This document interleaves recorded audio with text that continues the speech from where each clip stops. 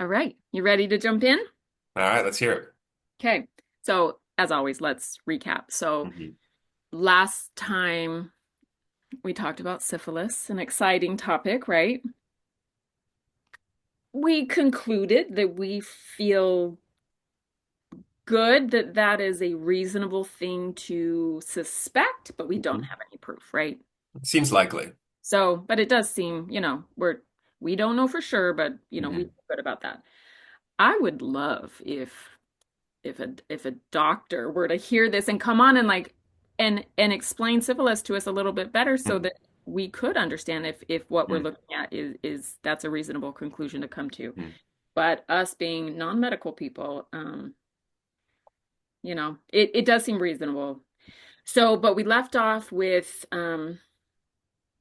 because I wanted to interject that in our the flow of our story because I'd already explained about Marianne and being in the mental institution, and I needed to own the fact that I may have jumped to conclusions in regard to Richard putting her in the asylum for no reason, Mhm. lying on that report, that potentially he wasn't lying on that report.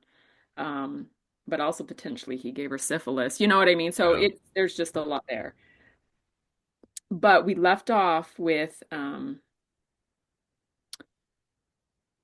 it the point that we're picking up right now is Richard and Elizabeth just got married and are just arriving in southern Utah. Okay. And I love how last time you wanted me to go through so that we could remember really well. Um, they get married 1853. They're down in southern Utah in 1854. And actually, we're about to get there, but let me just say this. We're not sure if she went with him right away. We know he was down there in 1854. She might not have come down until 1855. Mhm. I'll get to that part because cousin Dennis does a really good job of explaining that. Mhm. Mhm. But a couple years later, the Mountain Meadows Massacre occurs in that area in 1857, and we're going to go through what we know about what Richard was doing during that Mhm. time, and then of course he marries Marianne in 1860 as a plural wife. She's only Mhm. 15. He marries his third wife, Mary Kate. Mary Kate Eldridge is her name. Like in 1868, she doesn't live very long. She dies like 2 years later, very, very young, like 20, I think. Mhm. They got married when she was 18. She she passed away by the time she was 20, so it was really sad. But she did have one little baby boy. Um, so that's where we're at. We have talked a lot in the last few episodes about um, the harm of interpreting everything through a faith promoting perspective, Mhm. the harm of the doctrine or the theology, the religious belief of the power of discernment, and the worthiness of like having the Holy Ghost or the worthiness that somebody would have, like the way somebody would have had to live their life in order to be placed in an important calling, like a bishop in a community, in a Mormon, in a believing Mormon's mind, you can't separate the two of those. Um, but, and we'll get into it, I believe very strongly, and I think we talked about that fairly thoroughly last time in regard to the harm of that idea that the power of discernment is real, because it creates situations where people who are not nearly as good of a person as they present themselves to be in positions of power, and it can create scenarios where other people are abused underneath them or underneath that structure. Um, so that's harmful. Um, and again, all the love to cousin Dennis. He does such a thorough, great job of telling this story, but there are key moments when he is making assumptions about Richard according to his belief system and according to what we know about Richard, that he must have been a certain kind of man to end up where he was at. Yeah. I don't, I think the math is off. That, in Richard's mind, or sorry, in Cousin Dennis's mind, it's simple. 2 + 2 = 4. Hmm. And that, it's not, I don't know how to finish that analogy. You know, Well, the math is off for me. yeah. It isn't 2 + 2, it's 1 + he's assuming the first two is a two, and I Hmm. think it's just a one. Hmm. And so he's saying 2 + 2 = 4, and I'm saying actually it's 1 + 2, and it does not equal 4, Yeah. it equals 3. So, Well, yeah, even though we did not grow up hearing the phrase prosperity gospel, that's not a Mormon thing. But this is certainly a precursor to that idea. And this goes far back into history, long, before the modern era, where if you achieve success, then it is a sign of blessings from God, which yep, is a sign of your worthiness to receive those blessings. exactly. And so it sounds like that's what Cousin Dennis has infused into his historical negative narrative. Right. So, and I'm sure he did it unconsciously because that's what Mormons do. And that's why I want to offer him so much grace. Hmm. I don't, I have a lot of fondness for Cousin Dennis. Hmm. Um, but I feel like the responsible thing for us to do is to point out where that potentially leads to a- an inaccurate narrative about Richard. Hmm.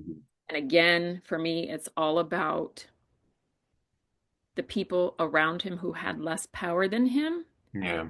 and whether or not they were being harmed by the way he operated in the world. Hmm.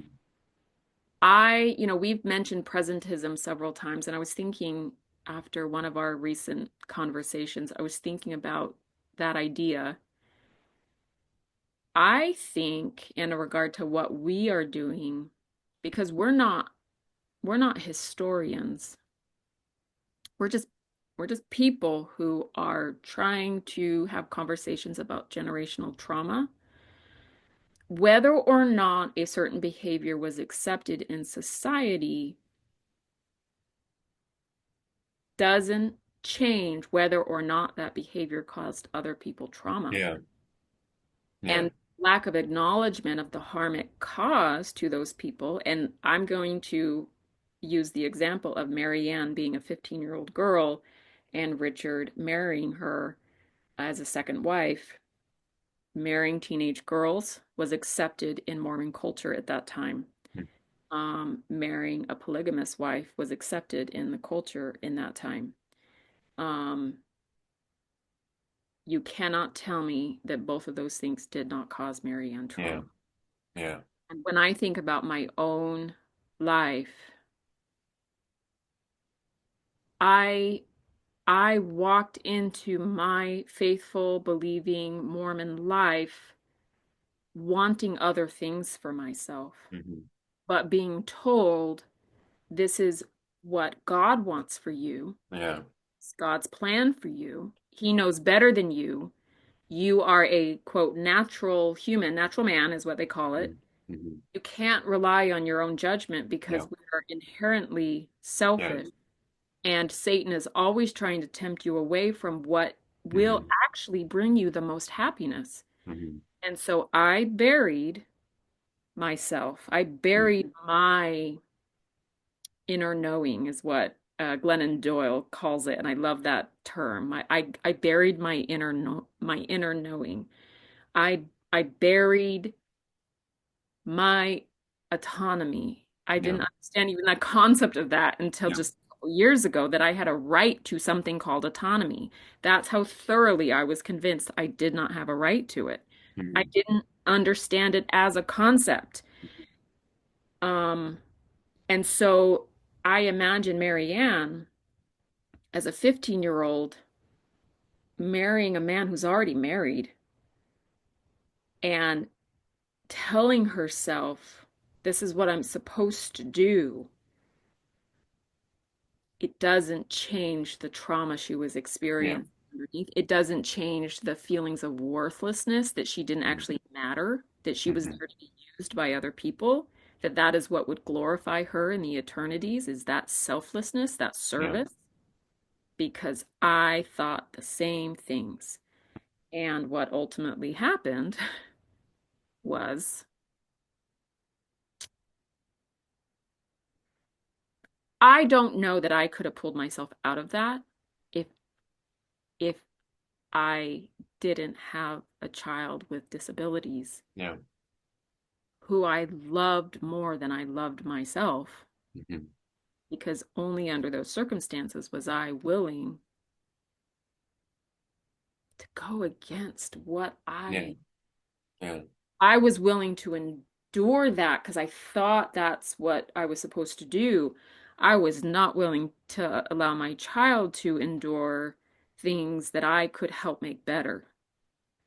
And so, anyway, that's a whole other conversation that I want Yeah. to make sure we get back to what we're trying to get to. But what I am trying to, the point I'm trying to get to in regard to the way that Richard is portrayed in Cousin Dennis's history, there are assumptions made about who Richard was because of the status of his church callings later, and the two, in my mind, because the power of discernment is not real, it does not work. It Hmm. creates false authority, it creates victims, it creates abusive situations.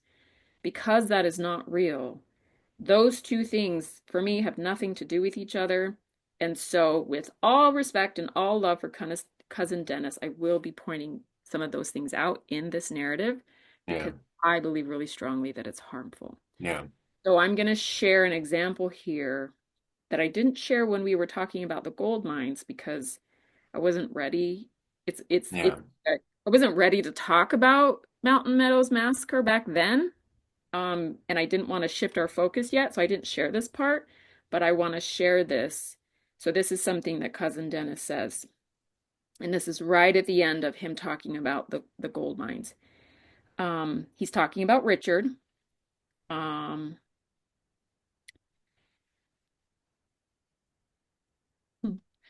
yeah, so I'm actually going to go back even further. So he's talking about Richard, and he's comparing his fate, his the way his life turned out to some others um, that maybe weren't as, quote, faithful as him. And Hmm. this is what he says. Like all such rush to riches mining ventures, the 49ers provoked a turbulent time of boom and bust. Gold became both dream and catalyst for a reckless spirit of adventure. And Richard was part of it. He was a Californian during this changing period of rapidly burgeoning population. Witnessing the upheaval, perhaps he recognized also the superficiality and the fruitlessness of chasing transient wealth, the phantoms of chance and fortune some men prize over family stability. Despite fabulous initial success, John Sutter, James Marshall, and Sam Brannan did not end well, and all died poor in more ways than one. Now, the first two, I'm not sure about James Marshall. John Sutter, not Mormon, but it was at his mill that the gold was first discovered. Hmm. Sam Brannan was the Mormon church leader in that area, Hmm. sent there by Brigham Young. He wanted all the Mormons to go there. And he, like, if you look up Sam Brannan, say on Wikipedia, like from a non-Mormon perspective, like he did all these incredible things. Like at one point, he was one of the wealthiest men in California. And so he had like this amazing wealth. He left Mormonism. He just pursued life as a rich California man. He Hmm. did die poor. Like there was Hmm. a bunch of tragedy that happened and he did die poor. And the Mormon narrative has been the It was his just desserts. Yeah. that's what happens when you leave Mormonism. God removed his hand of protection Right. for his unworthiness. Right. So let me just say that again. So cousin Dennis says, despite fabulous initial success, John Sutter, James Marshall, and Sam Brannan did not end well and all died poor in more ways than one. And I assume he means physically poor and spiritually poor. Mhm. But then he goes on to say, Richard, though, went on to make solid contributions to his family, communities, and a tight circle of friends and associates. His life was rich.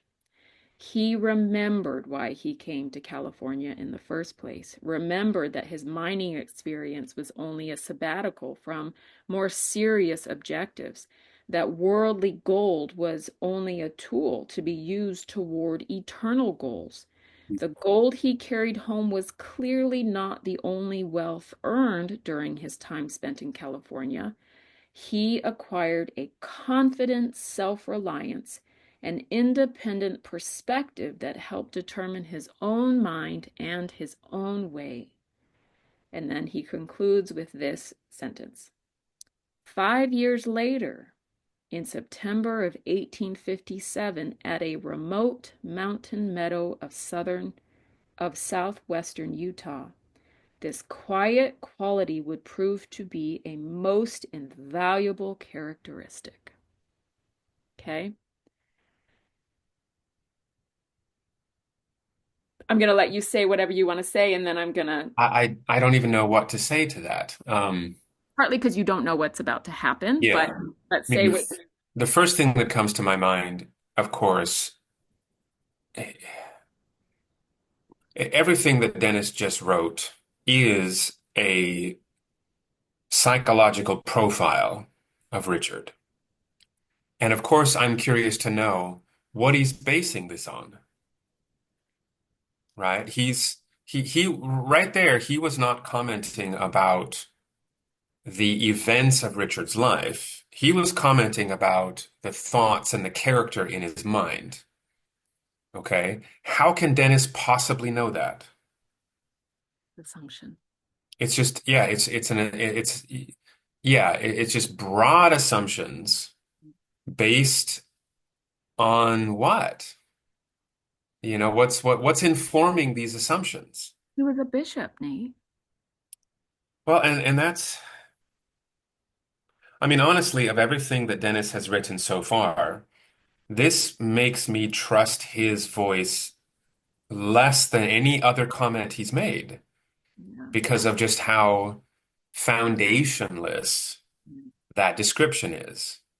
And it sounds so much like, all of the hagiographic descriptions we heard of Mormons growing up and just how, Mormon leaders were just bastions of high moral character, Mhm.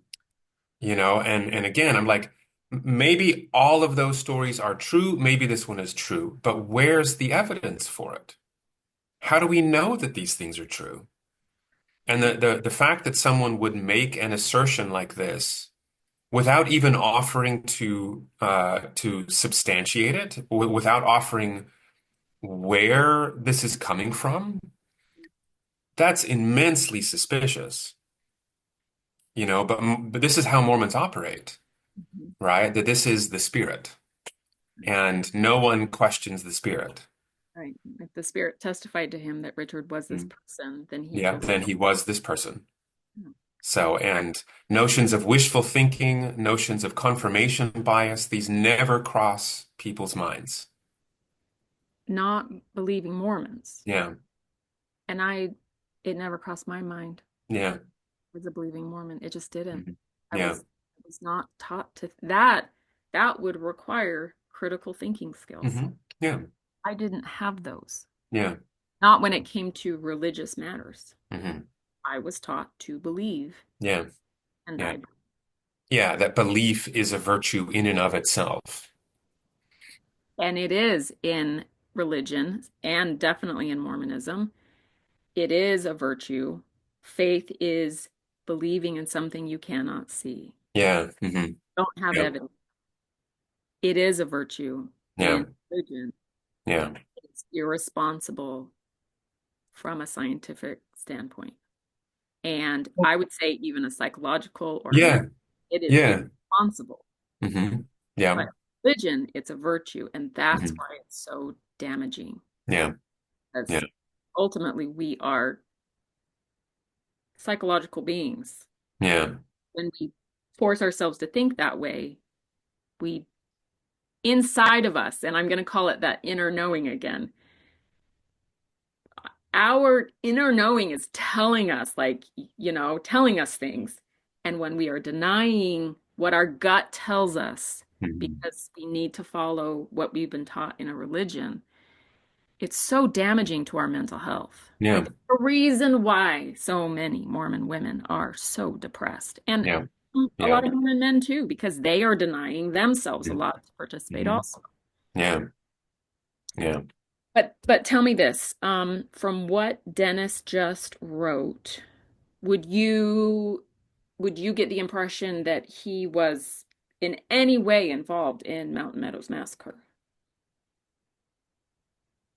Except for the last line. I mean, the last line is a foreshadowing, but it doesn't.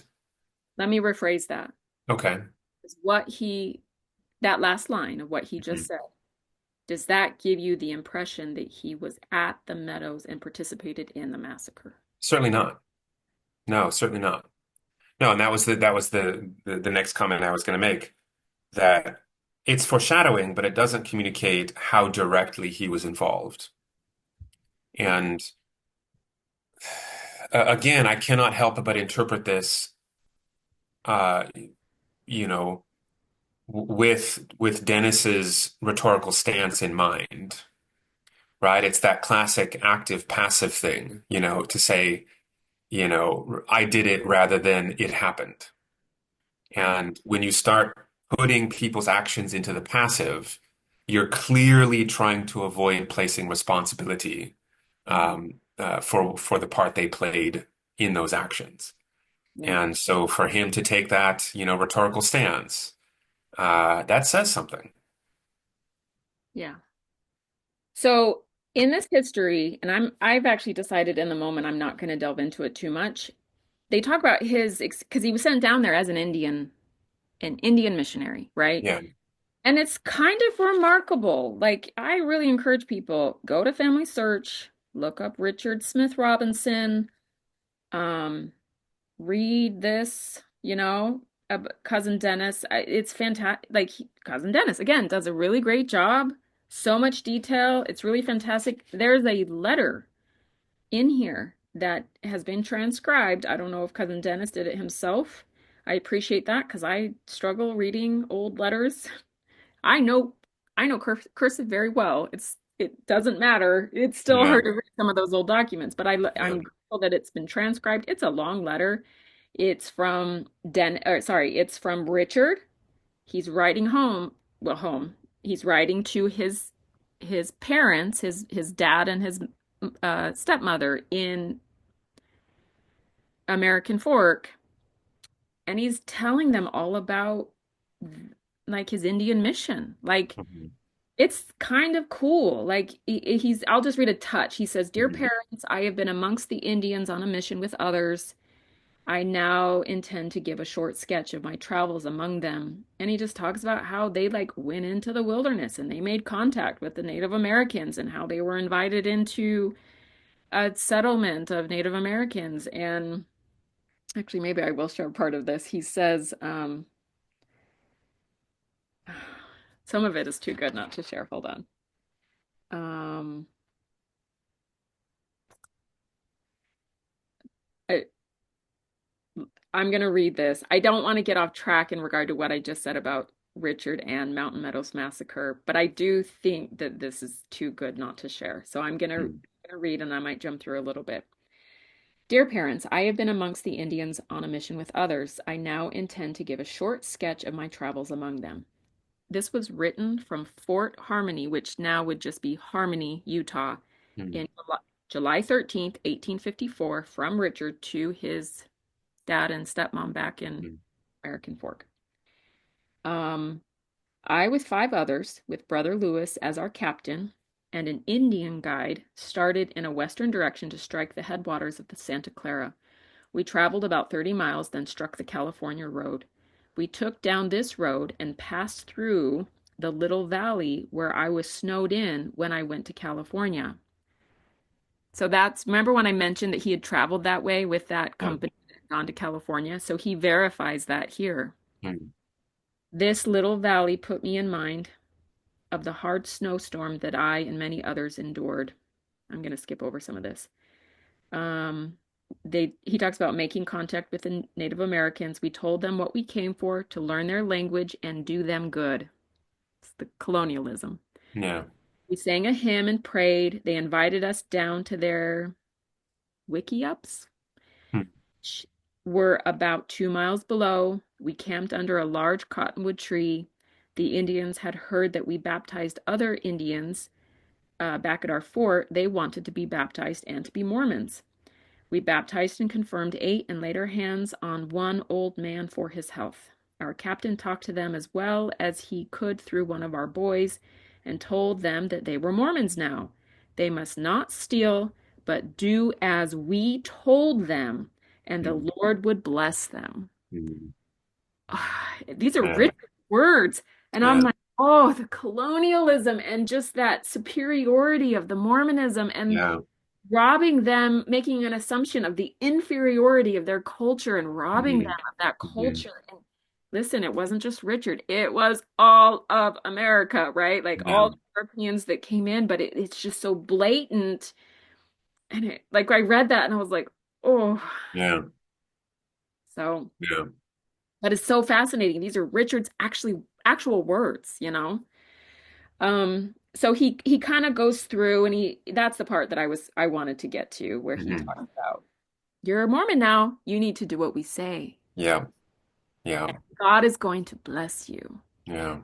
So it's that. But it's a 2-page letter. He talks about several different interactions with Indians, of course, is what he calls them. Um, another statement he makes is talking about one of his fellow missionaries told the Indians, he told them to be faithful and the Lord would bless them, their minds would be enlightened, and they would become like the Mormons. Mm. So Yeah. it's just that whole attitude. So, but I love that one of his actual letters is in here that, our third great grandfather wrote this letter.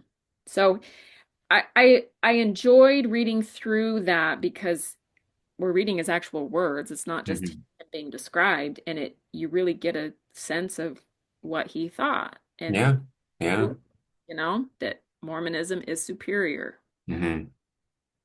Um, a quick back tangent, something I didn't realize until I read something else this past week is that back in England, when Richard was a little boy and his mother Mary Smith joined the church, um, Mary was the first person to decide to get baptized. The only other person that got baptized with her was Richard. So Richard Mhm. had been like, what, 10 or 11 at that time. By the time he gets to America, he's 14, but there were a couple years there. So maybe he's like 11 or 12. Richard gets baptized with his mother. Mhm. It took another year. Let me take a step back. Do you remember the baby William that got blessed by Brigham Young? I was Okay. I was reading his history. Yeah. He talked about his family joining the church in England, and what he said was Mother and Richard got baptized first.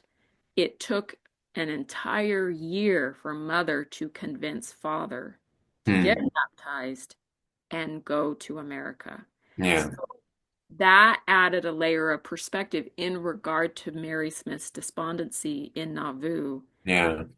Were going to hell, Yeah. and she really was the one to convince her husband and her Yeah. family Right. the Right. way. But it gave me perspective on Richard in regard to his closeness with her, that Mm. he would get baptized with his mother. That to me feels like, he was whether or not he truly believed in that moment or if he wanted to please one or the other of his parents, his mother was the one he was in alignment with. Yeah. So that just informs me in regard to his faith now in 1854. Mhm. He's an Indian missionary. He truly believes in Mormonism. Hmm. Um, I don't know, I'm not a who know, I am almost at risk of doing exactly what we criticized we're Yes, on the other right. side. We want to be careful of Yeah, not, yeah, yeah, psychoanalyzing him based on a few historical snippets and exactly, a letter that he wrote to his parents. exactly. Um, But it's yeah, we, interesting to think about. yeah, yeah. But no, So, I can I could believe him having a kind of extra bond with his mother because that was a thing that they went through together, a decision that they both made at the same time. mhm, And maybe it was just him, he loved his mom and he wanted to do what his mom was doing. yeah. But maybe it was, something more genuine than that. And maybe it I don't was, know. but even if it wasn't, even if he did make that choice just out of love of his mother, even if like his actual personal beliefs weren't deeply rooted yet, there's also something to be said for, and you're actually better at this than I am. Um, I mean, it's the sunk cost fallacy. Like once they're in Nauvoo and everything goes to hell, we've invested this much. So there's an element of that, but then, and I'm gonna need your help with this. Um, just in regard to, and I've heard several people talk about it on the different podcasts about how, okay, let's talk about heaven. Well, there's several examples. The Anti-Baptists, the Jehovah Witnesses, when they have stated that Jesus would come at a certain time and then he didn't, it actually solidified their belief. Right, So right. when the Robinsons get to Nauvoo and things go to hell, rather than disillusioning them, it did some people. Some people got disillusioned Hmm. and left. Hmm. But for others, where their mind and heart went was it must be true because we're being Yeah, tried through yeah. trials. Well, yeah, the research on failed prophetic predictions is the origin of the term cognitive dissonance, Right, where where you believe something extremely strongly, and then you are presented with clear evidence that it is not true and was never true. right, And the human mind tends to compensate for that by creating a new belief to overlay what just happened mm, so that you can not accept that it is disconfirming evidence right, and construct a narrative where it is in fact confirming evidence. right, And so it's a jumping through some weird mental, hoops in order to keep your belief. right. So yeah, So for Richard, everything that happened in Nauvoo and then his mother dying, it didn't, it seems to me that uh, not only did it not harm his faith, it likely strengthened it. yeah, yeah. Goes to the gold fields and he comes back. So anyway, this is what it says about. So I'm going to share a couple of details about Richard and Elizabeth, and then we're going to move into 1857 when the Mountain Meadows Massacre occurs. Okay. So, so 4 months after Richard arrived in Harmony, it was a fort back then. It was Fort Harmony. It was way down in southern Utah, much closer to St. George. For those that maybe aren't familiar with Utah, pretty much right by St. George versus Hmm. Salt Lake. Like it's very, very, very southern Utah. Hmm. Um, on September 4th, let me find the date. I apologize. I'm not sure. But around that time, Richard's first child was born to Elizabeth, a son that they named Richard Joseph Robinson, which is sweet because his baby brother died in Nauvoo and his name was Hmm. Joseph. Hmm. So he names his first baby Richard Joseph Robinson. Um, and then in the winter. So this is what Dennis says. During the winter of 1855 to 1856, Richard helped build another fort at Santa Clara, which is just another part of that area down in southern Utah, reinforcing. Oh, so there was some question about how much education Richard had gotten, and cousin Dennis is just explaining that he got appointed to be the clerk of the new county court, and the probate judge was a man by the name of John D. Lee. Hmm. Do you Who I recognize? recognize. Okay. So the judge was John D. Lee, Fort Harmony, and this is what is actually in the court record.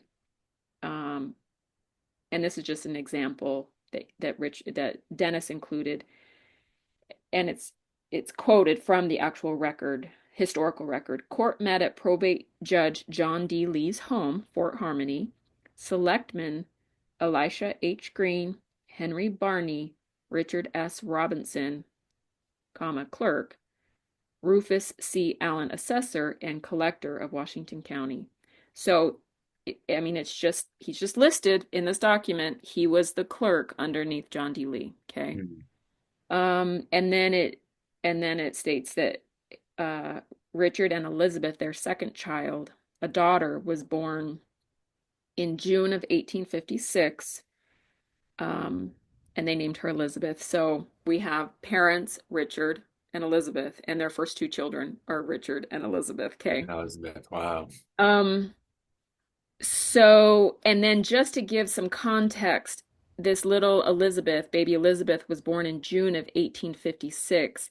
At the same time that she is being born, the Eccles family is leaving England and they are Uh-huh. out to embark with the Martin and Willie Handcart Company and get snowed in and almost die. Okay. Okay. That is Yeah. 1856. It's the same year that this is happening. But the tragedy of all of that happened in like October, November of 1856. So little Elizabeth is born, in June earlier that Mhm. year, the same time frame that they would have been leaving England with Yeah. hopes and, not having any Yeah. of this coming. So I just wanted to give you that timeline pinpoint. Okay, so I am going to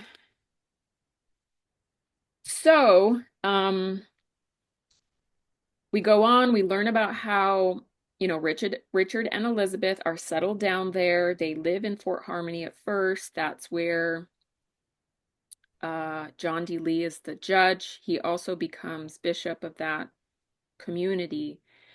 Um, and little baby Elizabeth is born in June of 1856. So in October of 1856, so this really is the same time that Mary Ann's family is getting snowed in in October of 1856, the records show that the Robinson family sold their land, their lot. It was lot number 30, sold their land in Harmony to someone else for $80 and moved his family to a place that they named Pinto.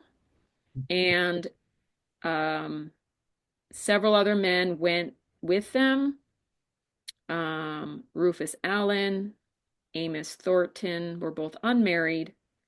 Um, and what these men state in one of the records is that they decided to start their own community several miles away, um, because of the contentious and self-serving Lee. So they didn't get Hmm. along with John D. Lee, and they didn't want to Okay. live underneath his authority anymore. And so a group of these people moved away from where he was. Okay. Okay, so that group of people included Richard and his family? Yep. Interesting. Yeah. Yeah. Okay. Because Um, as far as we know, John D. Lee was a faithful Mormon. 100% a faithful Mormon. And Yeah. And it was Brigham Young's adopted son. yeah. He Yeah. had a lot of leadership positions in that area down in southern Utah. That's why Hmm. he had the ability to be so authoritative in organizing the attack on Mountain Meadows Yeah. because he had such prominent leadership positions within the church and community in that area. Yeah. He was trusted. Well, I mean, that's just curious that a man of that prominence and with that level of approval within Mormon culture, within the Mormon leadership, um, would, well, that other people would be willing to, draw a line between themselves and him, right? A man of such prominence, of such approval. And he So, did tend to ruin John D. Lee did tend to ruin relationships between himself and other people in the community. I interesting. I have I've been reading both of these books, Massacre at Mountain Meadows and Vengeance is Mine, about the massacre and about the aftermath. And of course, it talks so much about John D. Lee personally. He wasn't very easy to get along with. But Brigham Young loved him. And he just Yeah, those positions of authority, but it there were lots of contention. It wasn't just like Richard and these other couple people. It was fairly common for people to not yeah. like John D. Lee, but he had authority, and Hmm. so he could be a mover and a shaker. He could make things Yeah. happen.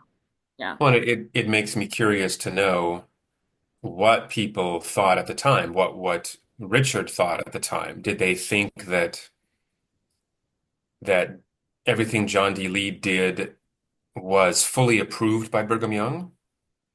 That's Or did they believe that Brigham Young was the true benevolent leader and John D. Lee was just his misguided, right-hand man? Like I wonder how far up the chain of command their disapproval or disagreement went.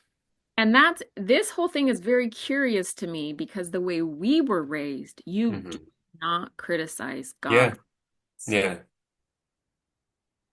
It's you. They were hmm, they were called by God. yeah, They must be righteous yeah, or inspired. They have the power of discernment.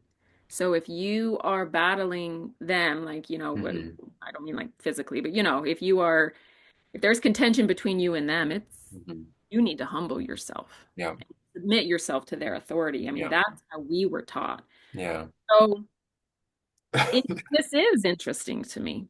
Yeah, So yeah, I don't have any, I have your same questions with no answers. yeah, So I yeah. don't know. But it is interesting. So this is how the community of Pinto was started. It was the Okay. Robinson family. So it was Richard Robinson, his wife Elizabeth, and their two tiny children, Richard and Elizabeth. They were the only family that moved at that time. And then Hmm. two unmarried men, Rufus Allen and Amos Thornton, both of whom were involved in Mountain Meadows Massacre. And so those three men and then Richard's family moved and established this new little community called Pinto. Okay. Okay. When they first got there, they lived in dugout homes, which included, you know, basically dirt cellars that they would dig out of the side of the mountain, Hmm. um, with roofs of willows and clay. I mean, they were dugouts, and Yeah, eventually they yeah. did build his family a real home. But that's oftentimes how the people lived when they were first arriving to an area Hmm. out west. And then it says in the spring of 1857, other settlers, including Prime T. Coleman, Benjamin Nell, Robert Dixon, and David W. Tullis, Hmm. that name, arrived. They were all single men. They arrived to share the clear stream and lush meadows. So Pinto was quite close to the Mountain Meadows. The Hamlin Ranch was not that far away from Pinto. So this And answers our question the other day about where David Tullis lived. Remember, we are like, we don't know where he hmm. lived. He lived Hmm. in Pinto, which was not far away from the Mountain Meadows. Okay. And the Hamlin Ranch already existed. It was already established. So I'm not positive Okay. because um and maybe we'll get that answer here in a few minutes. I don't know off the top of my head if it was already there. Hmm. Um, so I have the same Okay. question. So Yeah. maybe Yeah. maybe we're about to get that answer. But all the rest of those people that I just listed, Prime T. Coleman, Benjamin Nell, Robert Dixon, and David Tullis, were all perpetrators of the Mountain Meadows Massacre. Wow. So Wow. here's little Pinto, okay?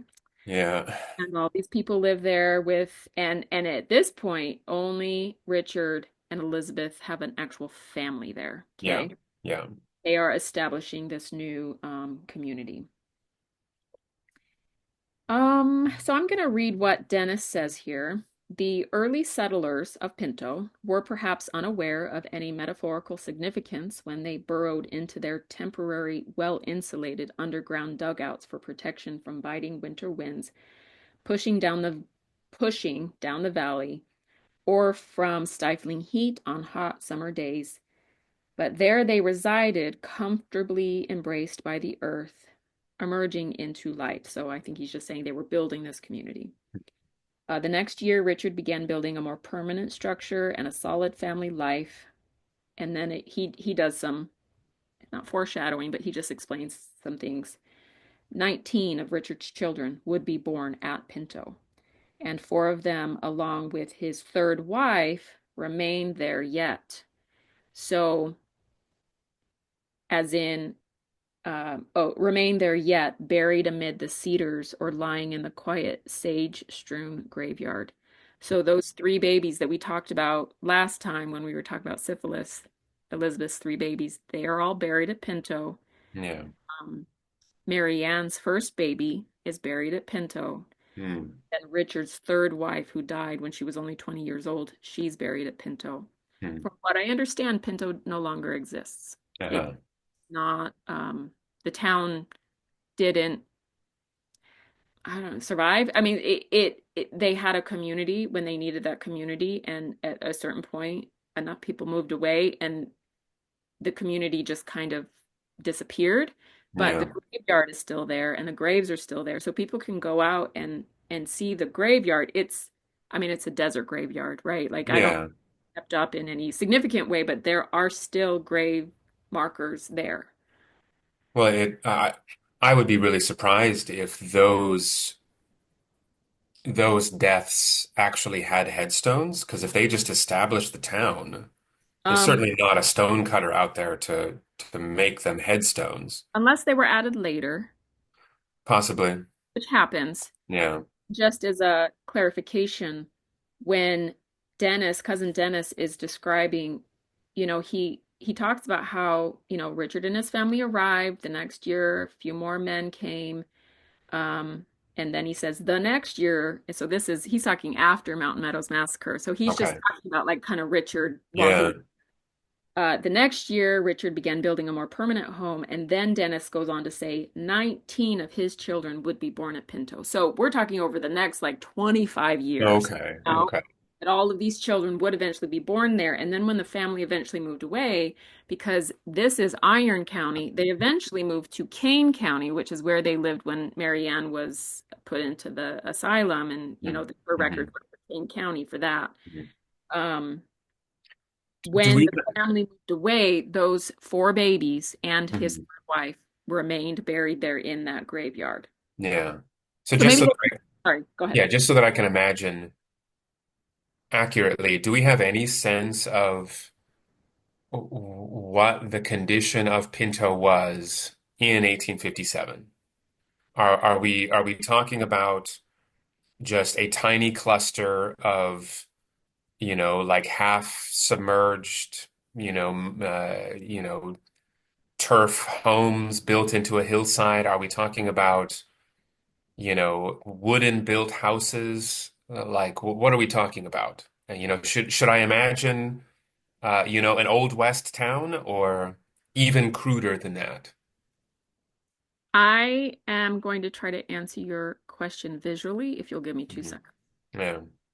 I have seen a photograph of Pinto, Hmm.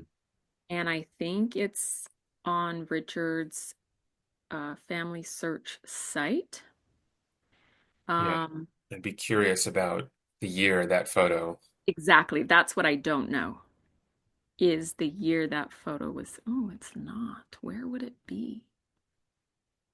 Maybe I just Googled Pinto and that's when it came up. Yeah. Pinto, Utah. Um, okay.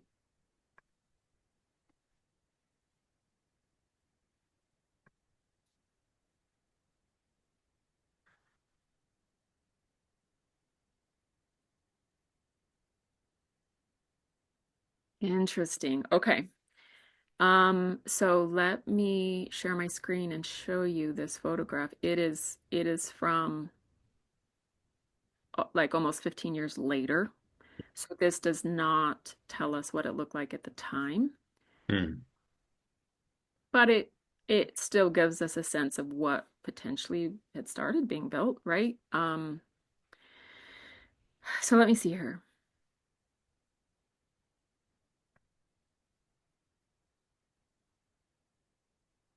So 15 years later, so we're talking 1870s, 18. So it's 1875. Hold Mhm. on, where did it go? That's not what I want. Oh, it was right there. No, it's not. I want that. I don't want that. I want that. Oh, here it is. Okay. Can you see that? Yeah, That's a photograph of Pinto, and down below it says 1875. 75. Those who are listening, I encourage you Google Pinto, Utah, and you will be able to see a photograph of Pinto in 1875. It looks like, it was like a main street of houses. Yeah. And I did read somewhere else where they built them kind of all in a row, as a security measure because there were still conflicts with Native Americans. I think I th I mean, not long after this is when Richard's family was moving to Kanab. Okay. I don't really know when everybody else left Pinto, but this may have been like its height, the height of its size, the height of it. It was Yeah. a big community. And that was another question that I had was like, how much infrastructure did it eventually have at its peak? Right. And so if I'm this not, was the most, organized that it ever got, then in 1856, 1857, we can imagine not even this, right? We can imagine two or three houses maybe. and let me read what this website says, because this website is the history of Pinto, Utah. So this is what it says. Pinto, with its lush meadows and clear stream of good water, was a natural stopping place on the old Spanish Trail. The chief products carried over this trail before the coming of the Mormons were Indian slaves and peltries. When the Mormons first arrived in southern Utah, they found a well-beaten trail through the streets of Pinto. At the April conference in 1854, President Young called a group of missionaries to the Indians of southern Utah. Under the leadership of Rufus C. Allen, again, he's on the Mountain Meadows Massacre, Mountain Meadows Massacre perpetrator list, the Yeah. militia. He's on that list. So, under the leadership of Rufus C. Allen, they commenced operations at Harmony, Utah, which is where Richard originally settled. Um, about the end of May the same year, President Young, Heber C. Kimball, Parley P. Pratt, and others of the general authorities visited there. President Young gave much instruction regarding conducting the mission and building up the settlements in southern Utah. In December 1854, Jacob Hamlin, who is the one that owned the ranch at the Meadows, Hmm. Jacob Hamlin with Ira Hatch, who is Senator Hatch's ancestor, by the way, Oh, Samuel Knight, Thales Haskell, and A.P. Hardy went down the Rio Virgin and settled Santa Clara. In the summer of 1855, Isaac Riddle, J. Hugh Blackburn, and Robert Ritchie left Harmony and settled Pine Valley. They're getting there. And then yeah. in fall of 1856, 6 or 8 Indian missionaries camped on Pinto Creek by a haystack owned by Brother Gould, who, however, was not a permanent settler on the creek, but had come out from Parowan to cut hay. The missionaries who were in charge, oh, who were in the charge, I think they mean that Rufus C. Allen was Yeah. in charge of them, were Yeah. on their way from New Harmony to Santa Clara. Benjamin Nell, one of the missionaries, writes, Rufus C. Allen was our president or captain and was with us most of the time, trying to get the Indians to come to our camps that we might let them know we were their friends. A few of the older men would come in, but were very shy. From our visit to the Santa Clara, we went to Pinto and camped at Gould's Haystack in the summer of 1856. Brothers Dixon, Richard S. Robinson, Amos G. Thornton, Prime T. Coleman, and David Wilson Tullis were part of the company. That year, we made our homes on the Pinto Creek, hauling hay from the Mountain Meadows for our stock. The winter of 1856 to 57 was quite mild, and I'm not sure we need to read the rest of it, but it does Yeah. end up saying, um, yeah. I mean, it just basically says that the brethren who went there, included Richard S. Robinson there at the bottom, and it names some of Yeah. them. And I mean, it looks like it's just a description of the area and kind of some daily goings on. And what happened that made it so they eventually settled there. Kind of like they Yeah. they had stopped there to gather hay and found that it was lovely, and so then later when they Mm. wanted to go, they established their own little community. That was about 20 years prior to this photograph being taken. Well, it makes me wonder. I mean, obviously, there's plenty of reasons why a town would dissolve, right? Just economic reasons, I mean, that kind of thing happens all the time. But I am curious, how much the following historical events played a part in that town dissolving. And I think it is reasonable to make that connection that Mm. I do think people wanted to leave the area. Yeah, I mean, and Pinto was so close to the Mountain Meadows. mm. Well, and we know from completely unrelated historical eras that when a place develops a reputation for some atrocity happening, nobody wants to go there. Yeah, So, totally. So, um, let me find where I was at. So it does say for 20 years. So the family ended up living at Pinto for 20 years. And for mm, 20 years, Richard presided at Pinto as the bishop, as the religious leader. hmm The tiny group maturing first into a branch and then a ward. And for those who are non-Mormon, a congregation of Mormons is called a ward. If yeah, too small to be considered a ward, it's called a branch. So hmm first it was a branch and then it was a ward, and Richard was the presiding elder, and then he shifted to being the branch president, and then he shifted to being the bishop. So he was the religious leader of that community the entire hmm time. hmm Um, let's see. And I do want to find, give me 2 seconds. Let me read through this because I want to make sure I'm not skipping over a very important detail that I want to read.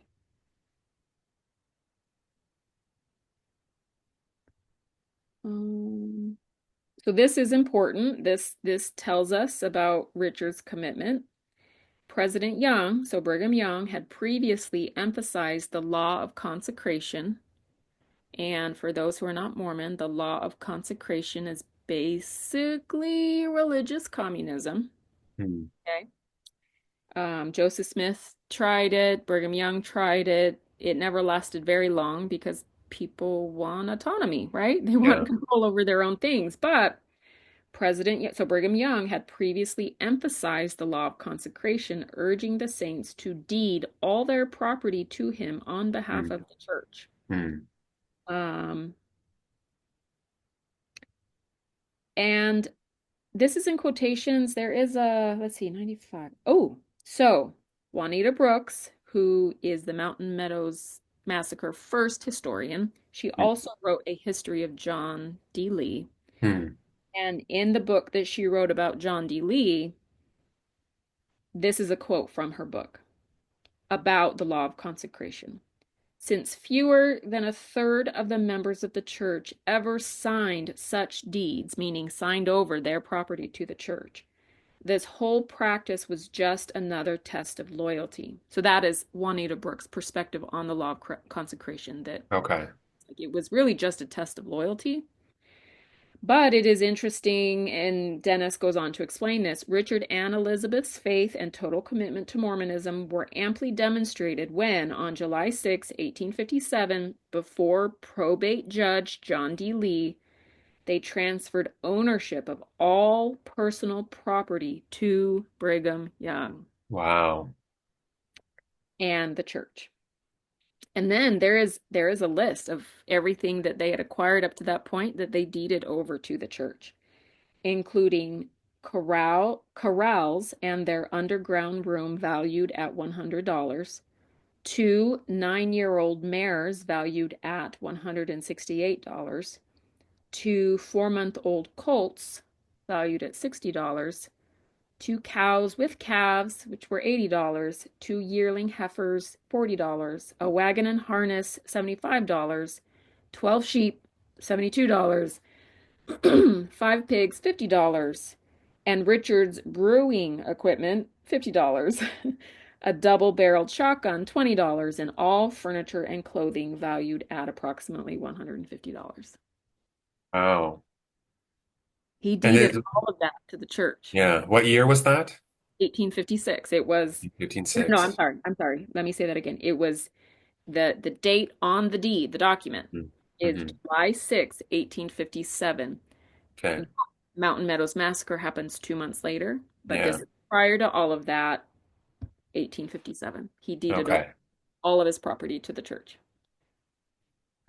Well, and I guess I'm assuming that that doesn't mean that they were suddenly homeless on the land. They still Yes. got to use all of it, Yeah. but it no longer belonged to them. It belonged to the Yeah. church. And the thing that I wonder about is the change in perspective, like psychologically, right? Like, there's a psychological reality of knowing that you own something, Yeah. that you are the arbiter of its use. And, like if I lived with the possibility that someone at any point could come and tell me that my car needs to be used by someone else for something else, and that I agreed to this, Mhm. and that I just have to go along with it. Right. And it doesn't matter if I need that car in the coming months to go do things.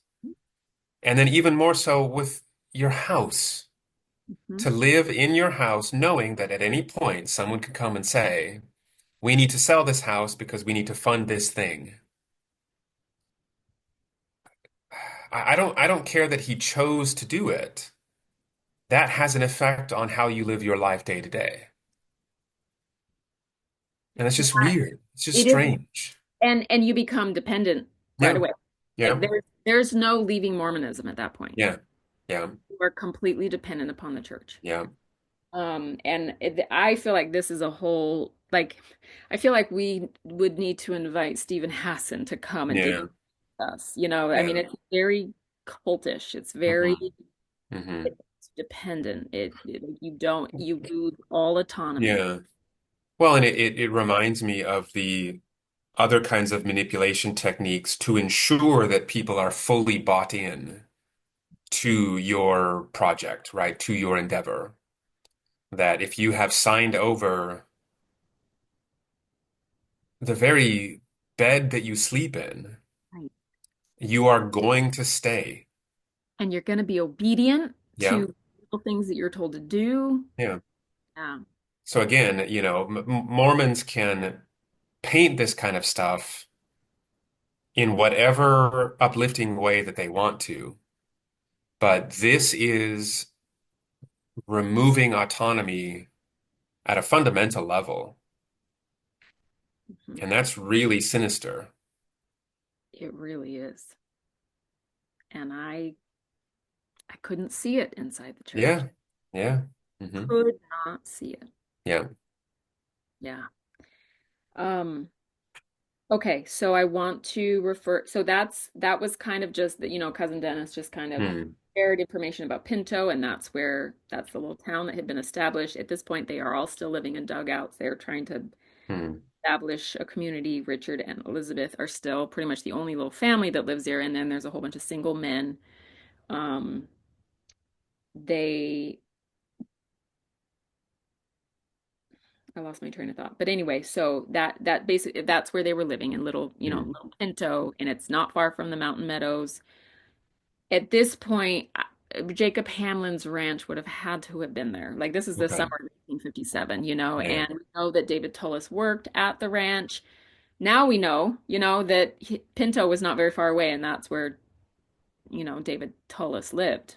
Hmm. So, and Hmm. he's the one, of course, that ends up marrying Mary Ann's mother and sister. Hmm. Um, so just to kind of go back and remind everyone of what we talked about before we talked about Pinto, I asked you about what cousin Dennis had said and if that gave you the impression at all that Richard would ever have been a perpetrator of Mountain Meadows Massacre. Right. And your Yeah. answer was no. Yeah. The no direct indication, certainly. There's no that what cousin Dennis is saying is Richard was so strong and so faithful, and that he was so resolute that strength of character allowed him to make right decisions, good decisions, Right. Moral decisions. Yeah. moral To be decisions. righteous. Exactly. So, um, I am going to share my screen and I'm going to be sharing the same website I shared the other day, which lists the participants of the Mountain Meadows Massacre. Hmm. Look who is right at the top of the screen. Would you like to read? Yeah. Richard Smith Robinson. Okay, so let me clarify. Let me clarify. On this website, the historians, it's a this list is as thorough as they have been able to make it. And this is not a website built by the church. This is Mountain Meadows Massacre historians Hmm. have, as thoroughly as they've been able, composed this list. Hmm. Now, a lot of this information was collected years later because, of course, everybody lied. Um, and they have little indicators next to or behind each name that indicates their confidence. So if there's an A, they are very confident that they were there and they participated. If there is a Yeah. B, the person was named as having been involved, but the Hmm. researchers have not found enough hard evidence to say that they were actually there committing the murders. Right. Could have been, but they are being responsible and not listing them as certain perpetrators when Hmm. they don't know, but they know enough that they feel like they need to be on the list. They don't know enough to say absolutely they were there. Okay. Yeah. So I'm going to read through what the Mountain Meadows Massacre website says about our third great grandfather, Richard Smith Robinson. He was 26 years old at the time. He was Second Lieutenant, Company H, 3rd Platoon, Pinto, and that was his rank in the militia. Richard Robinson, considered the leader of the Pinto settlement, received messages from leaders in Cedar City in the days leading to the massacre. One of the messages Robinson saw was the one, and again, those who know this history are going to recognize these names. I'm going to try to explain some of this after I'm done reading, but I'm hoping people will just go with me because some of what I will be reading, people may not understand if they don't understand the history of the Yeah. mass. Yeah. One of the messages Robinson saw was the one that Joseph Cluess delivered to Amos Thornton calling for hostilities against the immigrants to cease until word could be received from Brigham Young in Salt Lake City. Um, So what this suggests is that there were hostilities developing already, and we don't know why those hostilities developed. we We, do. we, Those we who have do. read the books, and let me see if I can explain. I'm not an expert, but so let's take a step back for a minute and talk about the environment in Utah at the time. Hmm. This is the height of the Mormon Reformation Yeah, when Brigham Young is telling everybody to be as diligent and as faithful. They were promoting polygamy like no other. They hmm. were there. A lot of blood atonement was going on during this time. Blood atonement meaning murders, Murders apostasy. for apostasy. Yeah, Exactly. Thank you for the clarification. This was also the height of when Utahns, the Mormons in Utah, were expecting and were scared and were waiting for Johnston's army to enter Utah. yeah, Very worried that some of the immigrant companies that were coming through, supposedly on their way to California, we were being used by the American government to infiltrate Utah yeah. Hmm. forcibly, because Brigham Young and Brigham Young's rhetoric at this time, from the very top, from the pulpit that trickled down to every other leader in every community, was we are at war. God Hmm. is, like God has brought us here to this place. We've got to defend ourselves. They Hmm. murdered Brigham Young. They ran, or Wait, sorry, they murdered Joseph Smith. They yeah. ran us out of Nauvoo. They ran us out of Missouri. They ran us out of all these places. We are a persecuted people. We have to defend ourselves. Hmm. And it was a very clear message that during this time, because war was coming, not only are we afraid that these immigrant companies are going to, I don't know, that they're being used by the American government and they will harm us in some way, but also don't sell them any of your resources, Yeah. which the immigrant companies had always relied on. Hmm. Don't sell them any of your resources because we need those because we're about to go to war with the American Yeah. government. Yeah. And so the atmosphere in Utah was so Well, it was paranoid paranoid, and hostile. hostile, 100%. There was a very hostile environment. Hmm. Um, so I won't go into all the details. I really encourage people to read Yeah. or There's watch. tons of There's history so out much there. information out there, but there were two phases to the assault on this immigrant party. Hmm. The Native Americans were involved, as in like the Mormons got them to do certain things, Yeah. were blamed for it when really it was the Mormons. But there had been an initial attack on this company that was camped at the southern end of the Mountain Meadows. Yeah. There was an initial attack. I think like maybe one or two people died. And the reason why the full massacre happened was that the Mormons, up to a certain point, had been successful at propagating the story that what had just happened was an Indian attack. Yeah. Then somebody that they tried to kill that was out of this camp where the immigrant company from Arkansas was camped, the Fancher Baker Company is what they were Hmm. called. Hmm. Um, there were a couple of these European Americans who were outside of the camp. I think they were tracking down cattle or something, and a couple of the Mormon militiamen came upon them, and the members of the Fancher Party they just assumed they would be friendly, but Yeah. they ended up killing them. But what happened was one of them they successfully killed, the other one got away. And Hmm. he went back to the main camp. And once they realized that he had gotten away and got back to the main camp, they knew if they let this party move on, that now this immigrant company knew that it was actually the Mormons attacking them, not the Yeah. So there was an eyewitness survivor exactly, who could attest that it wasn't Native American raiding parties. exactly, It was Mormons. Exactly. Okay.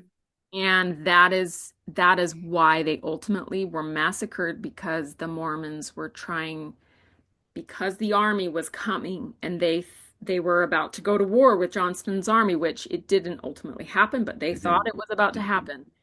Um, they did not want this company getting to California Yeah. and say that the Mormons had attacked them.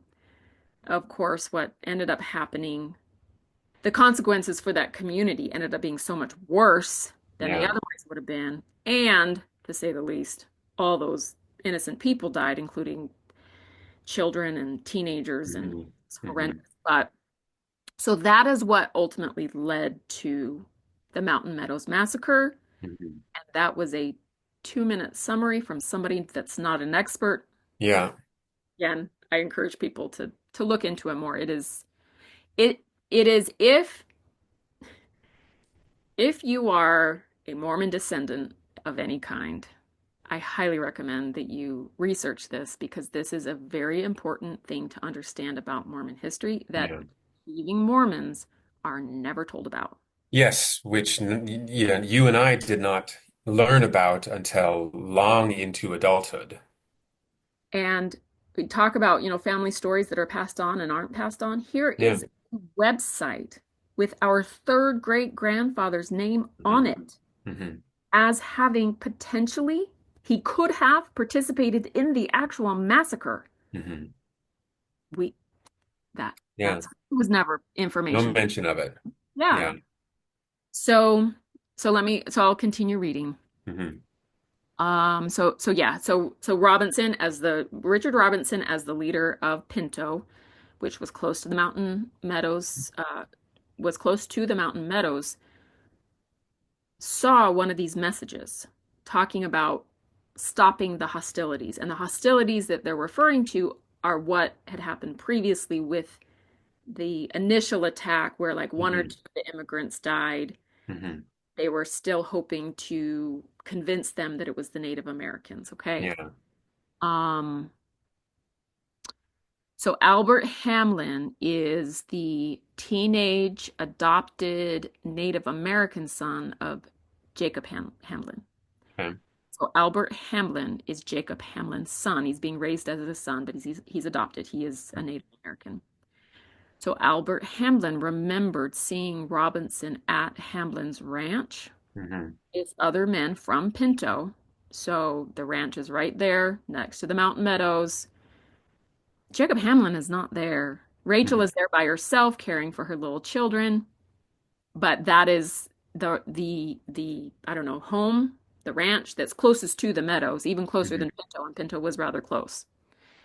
Um, though it appears that Robinson and the other Indian missionaries from Pinto were not directly involved in the massacre, they were keenly aware of the developments at the meadows throughout the week. When Edward Dalton and Jesse N. Smith reached Pinto, I think they were like messengers, Hmm. reached Pinto on Wednesday, September 9th. The massacre happened on the 11th. So when these two messengers reached Pinto on September 9th, the Pinto missionaries told them, okay, so there were a couple people that went to Pinto, and these Pinto missionaries informed them, so they weren't messengers, I apologize, informed them of what was happening, the unraveling siege at the Meadows. So Yeah. these two people later reported, it would have been Richard Robinson and some of these other Indian missionaries at Pinto. They were the ones that told us about what was happening at the Meadows. So Richard was fully aware of everything that was happening at the Meadows. Yeah.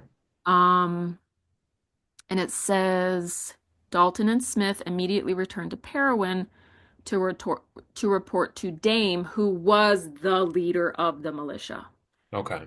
where they expressed much disgust over what they had seen and learned as John D. Lee and other white men were assuming a very hostile attitude toward the immigrants in connection with the Indians.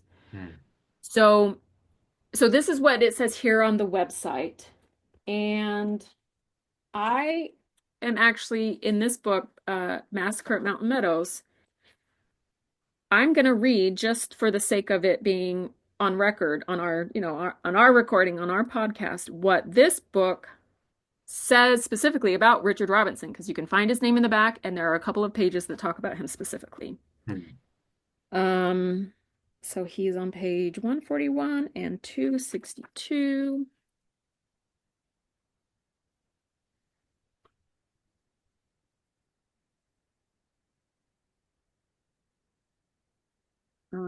Give me one second, let me find it.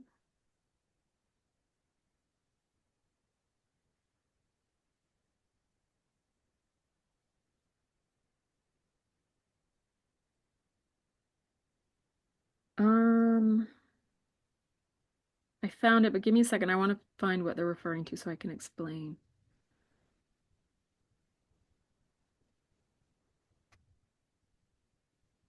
Because during the investigation of the Mountain Meadows Massacre, Richard Robinson was interviewed extensively by federal authorities that came through. Hmm. Hmm. Um, hmm, Well, that okay. So yeah. So our uh, ancestor Richard Robinson was interviewed yeah, and there's more, extensively. and I'm gonna get to more details about that. Well, that does color. There was enough suspicion. Yeah, that does color how we should interpret this claim here, historical, that he was not directly involved. So, and I'm hoping to find where it actually says it. Otherwise, I can just say. So, Yeah. do you remember when I was mentioning many episodes ago about Thomas Eccles? Because at this point, the Eccles family lives in Pinto with Okay. David Tullis. Yeah. Um, Richard Robinson is their bishop. Hmm. And I mentioned how in an October of 1857 report, Thomas Eccles is listed as a member of the militia. And Hmm. we had a conversation about how we don't know if he was there, but he is on the Yeah. list of militia from October, just a month later. We don't know when he joined. He Yeah. could have been there Hmm. because there are some that were there that we don't, that were not identified. Sure. And there are some that were identified that they're unsure of how extensively they were involved. Hmm. And Richard Smith Robinson is one of those people. He's been Hmm. identified as being very much aware of Yeah. everything that's happening. They don't know for certain if he was actually at the Meadows. Right. Yeah. Anyway, there was a one of the places that Richard Robinson is mentioned in this book.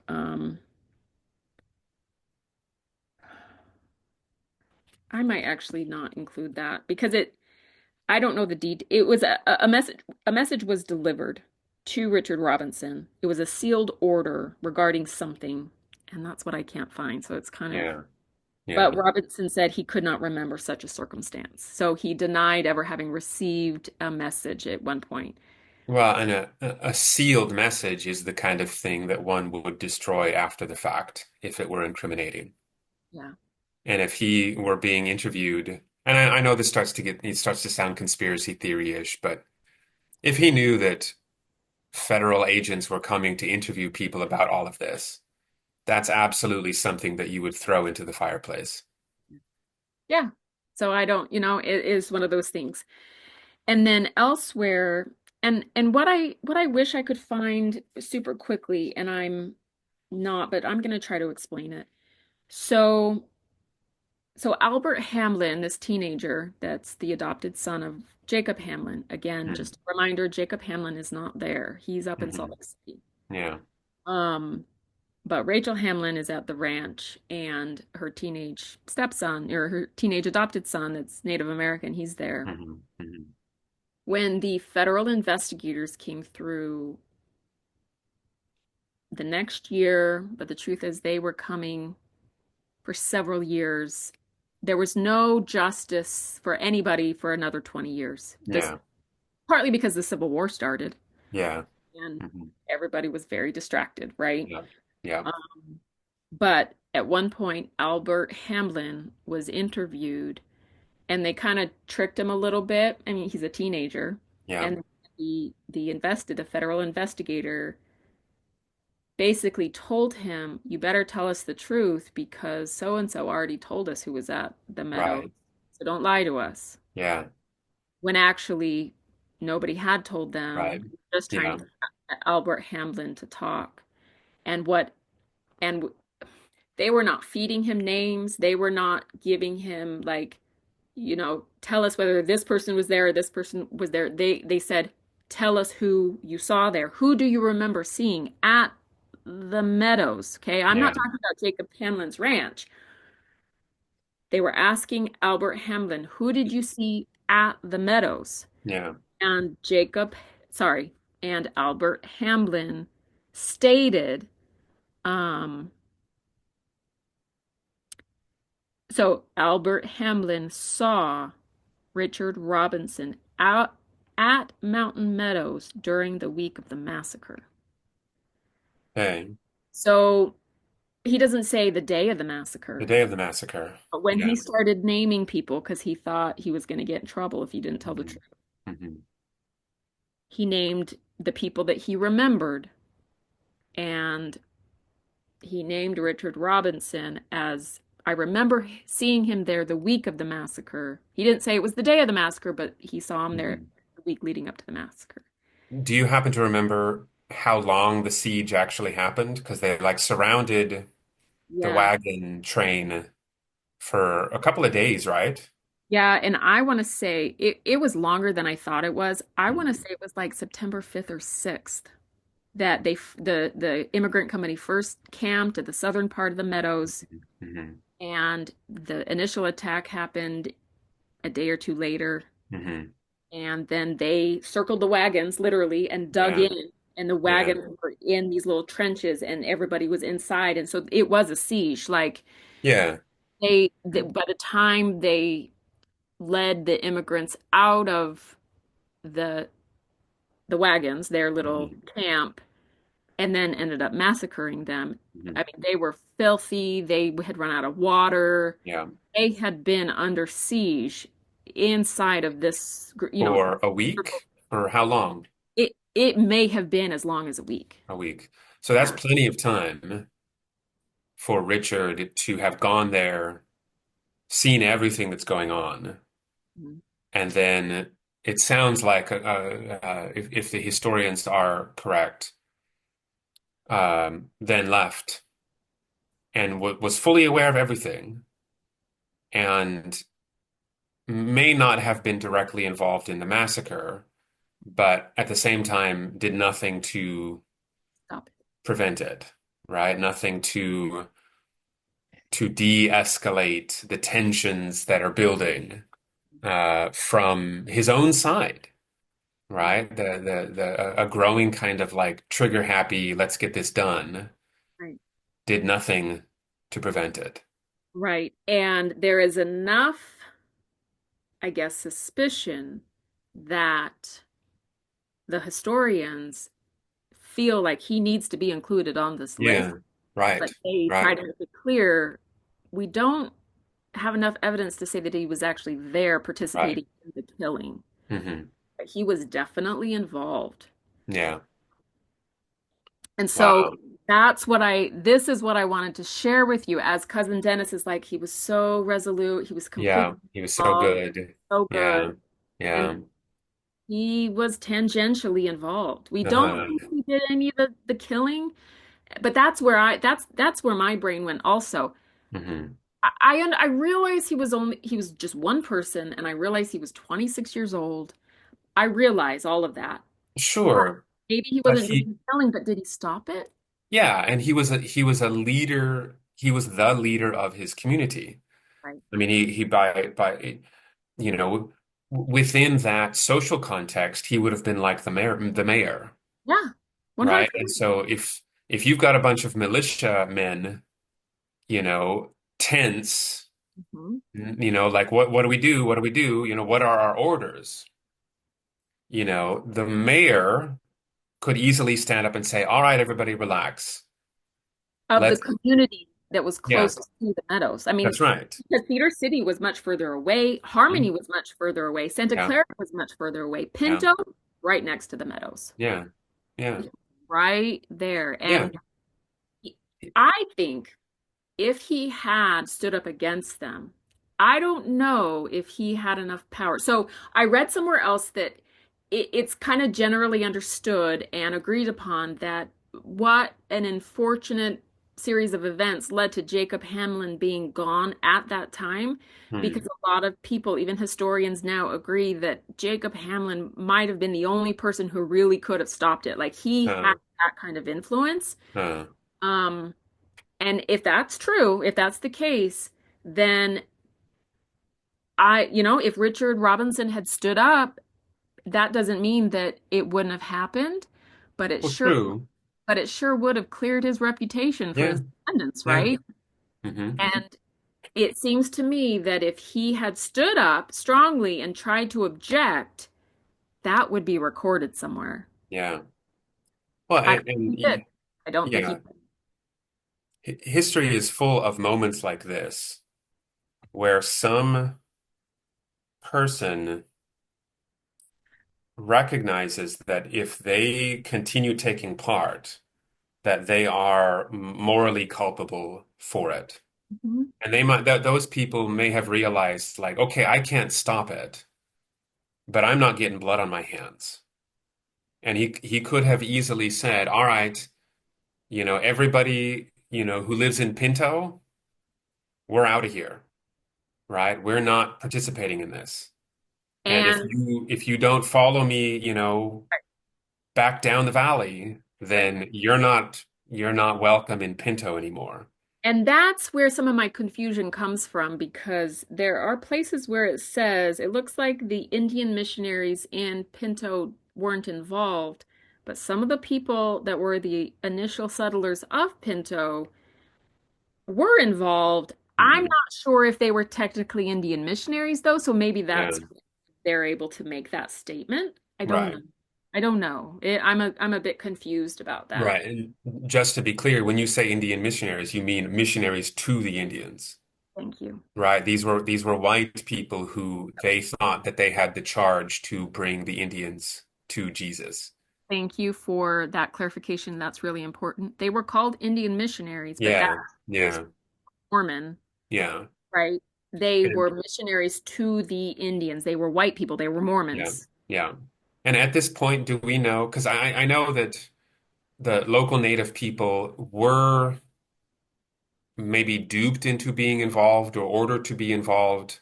But at this point, when Richard Robinson may have been there observing what was going on, do we know if there were any natives, standing nearby? Were they still involved, or had they kind of been like, all right, you did your job? No, they were involved throughout the entire week. They were very much, Okay. um, I don't know, organized by John D. Lee and those Yeah. who were supporting Yeah. him. Nephi Johnson, who Hmm. is the man who, when he was elderly, he tried to tell the story to Yeah. Brooks, and who is the uncle of our ancestor's sister wife. I don't mean to Hmm. go into too much detail and confuse everyone, but um, Nephi Johnson, he was like 22 or 23. He was young, single. Um, he was there, and he was a very relied upon Hmm. Indian interpreter. Like he was Yeah. very good at the Paiute language, and Yeah. so he was often called upon to translate, and so Hmm. he was used very much in all of that.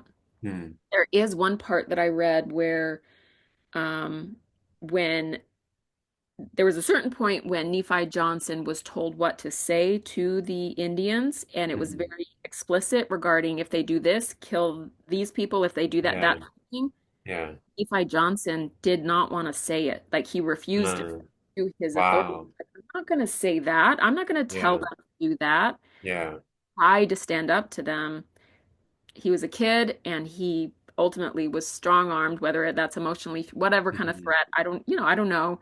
But he did Hmm. end up communicating it to the Indians. And what they say now is when they look at where Nephi Johnson was, because he was up with the Indians, Native Americans who were hiding, um, like in the foothills, kind of Hmm. surrounding the meadows. Hmm. He was up with them, and when the killing began and the Indians left their hiding places and ran down, Hmm. it's generally understood that Nephi Johnson had the best view of everything that happened. Like Yeah. he literally saw everything.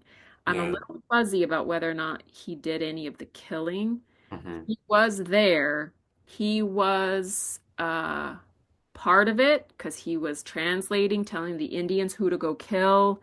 Like he's Yeah. culpable, you know what I mean? But that story to me is very it's just interesting. Like I fully hold him accountable. I do find myself feeling empathy for him regarding his age Hmm. and the influence that his leaders would have had over him, Yeah. resistance that he showed. He tried to stand up and say no, he didn't try Yeah. hard enough. That it's a hard thing for me to judge him in that moment. He did communicate the orders to kill. He did communicate all of that. But anyway, so to answer your question, the Native Americans were involved So they throughout. were, yeah, they were in the crowd, Yeah, probably on horseback, waiting for yeah, stuff to happen. But they certainly were not the instigators. They certainly were not the leaders. not at all. They would have been waiting for someone to tell them how Yeah, to participate. yeah. And Which is, I mean as that says a lot about um, the social environment that the Mormons managed to create, where the native people were just pressed into service, with no concern at all about how that would affect the communities that they were in. Um, but it also goes to show, like it's a weird kind of maybe institutionalization where when you your community lives under the threat and the manipulation of a more powerful community that you just, I mean, that's another way in which people lose autonomy, right? Rather than saying, like, no, this is not our nation. These are not our people. These are not our goals. We're not going to do what you tell us to do.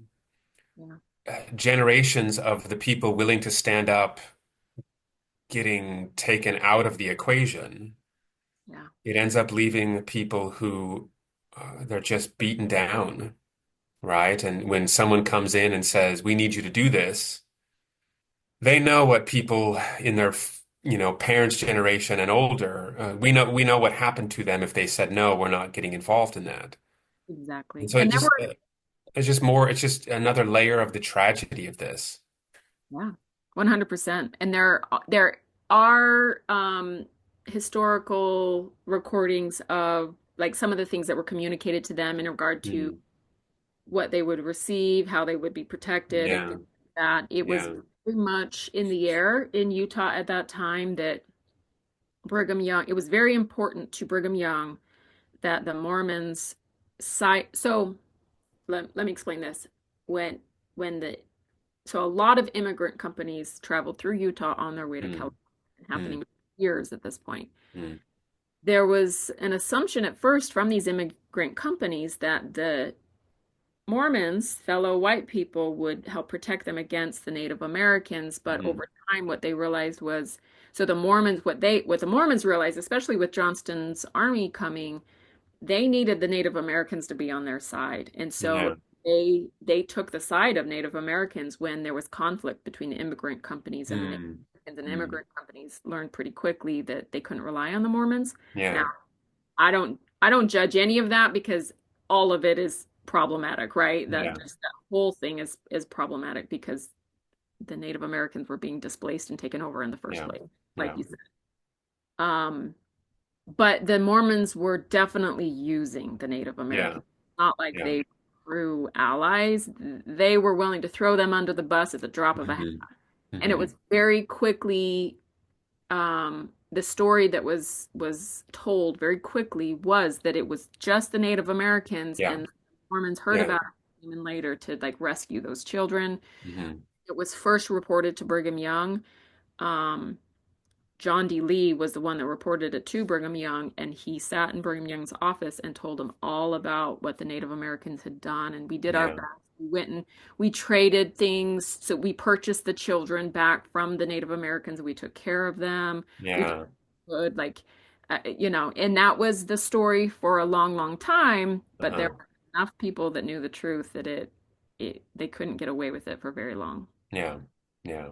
So, Wow. yeah. Okay. So, So we suspect but can't verify that Richard Robinson, I'm sorry, yeah, Richard Robinson knew everything that was going on, but we can't verify that he actually pulled a trigger. yeah, and I have I say read, I am a listener. I am Hmm. an audiobook person. I have Yeah. listened to both of these books several times. Mhm. Um, I think I'm comfortable saying that Richard wasn't there pulling the trigger. Yeah. Again, we don't know. We Yeah. don't. Yeah. Um, but he knew everything that was happening. Yeah. He was Yeah. very aware. He was at Hamblin's Ranch. He was at the Meadows. He was a Hmm. Pinto, which was the closest community. He was Yeah. getting those sealed messages. He was passing along messages. Hmm. He was very involved. Yeah. But when it came Yeah. to actual massacre, the the understanding is, and even amongst historians, they feel comfortable saying that Richard Robinson and those Indian missionaries that he was over, they kind of, when the actual massacre was happening, they kind of receded back into Pinto and like didn't participate, but they also Yeah. stop it. So we don't know for sure, but that's where we're at. So a Yeah. much different story than kind of what Dennis set us up to. Uh-huh. Yeah. Let me really quick, I want to look in this second book regarding the aftermath before I read what Dennis actually says about Richard. Hmm. I want to make sure there's not details in here that I should share first. But give me a second, let me find. I'm curious, thinking back to the earlier episode where you described the Eccles family witnessing the immediate aftermath. That's just it. I don't know what they witnessed. That's just what was happening in the community. And they lived in Pinto, which was very close. Yeah. Oh, and it sounds like they lived at David Tullis's home, whatever that looked Right. like. Was it a Right. dugout at that point? Like it's kind of interesting when Okay. you get into those details. S- It was just that's where they were living. So we don't know that children who survived the massacre were brought back to Pinto. I think some were. Okay, but we don't. It's not verified. Um, I don't know where to look, but I know there's an actual record of where every single child went. And that Okay. information is here in these books. I'd have to search for it. I can if you want me to, and then we can read it and I edit I out the gap mean, in time. But no, yeah, we don't have to do that. I'm just curious as to what the Eccles actually saw with their own eyes. me too. So, yeah.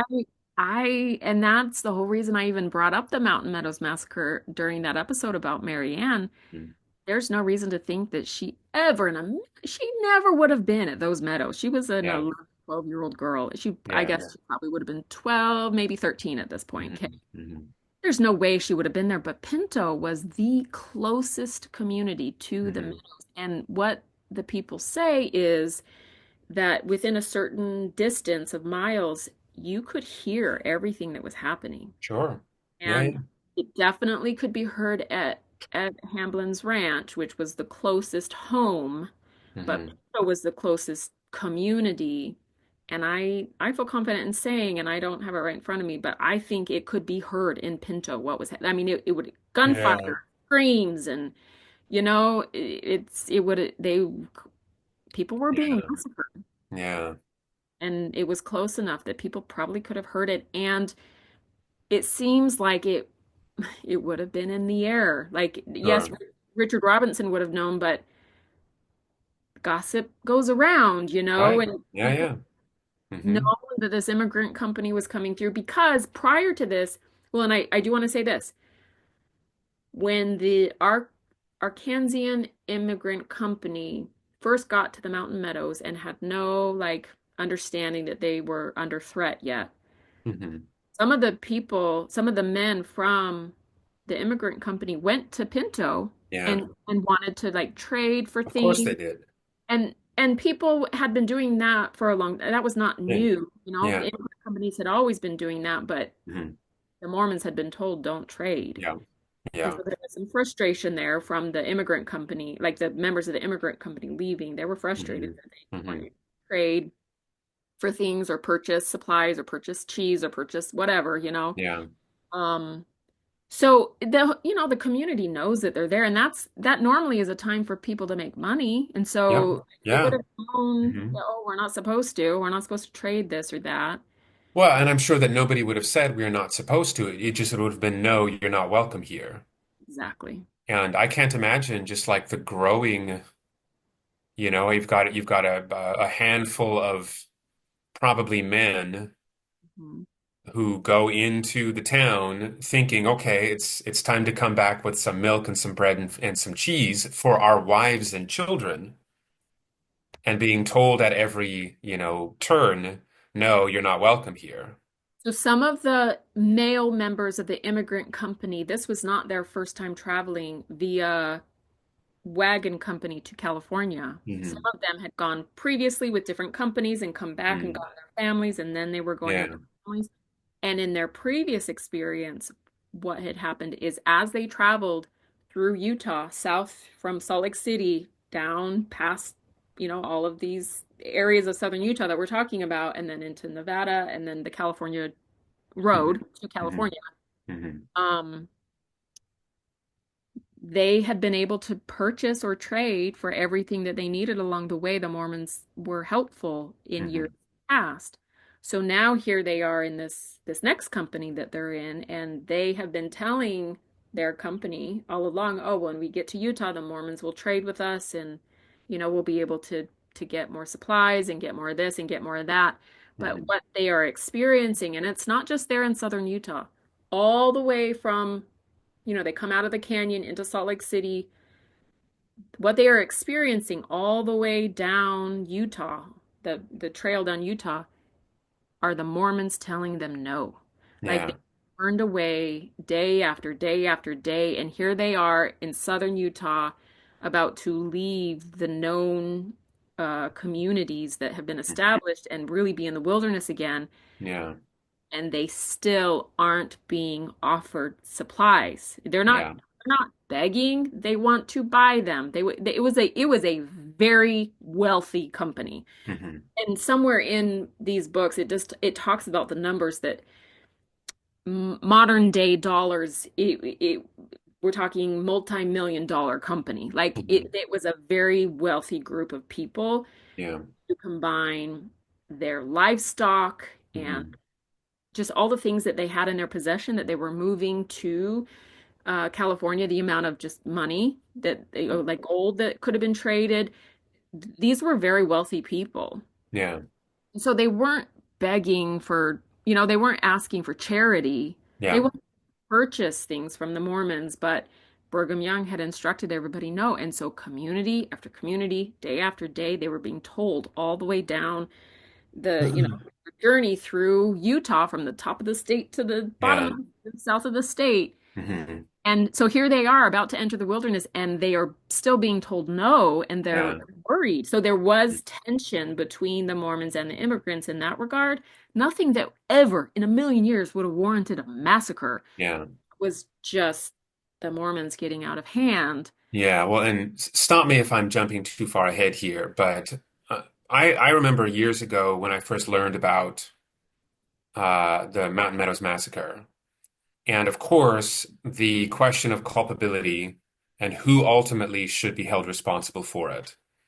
And of course, apologists kept insisting that that Brigham Young should not be held responsible for any of this. And I remember being super suspicious of that at the time. And that was, I mean, that was, almost 30 years ago when I had learned very little of the real Mormon history at that point. But I simply compared it to our own experiences within the Mormon Church, where essentially nobody does anything without direct approval of priesthood leaders.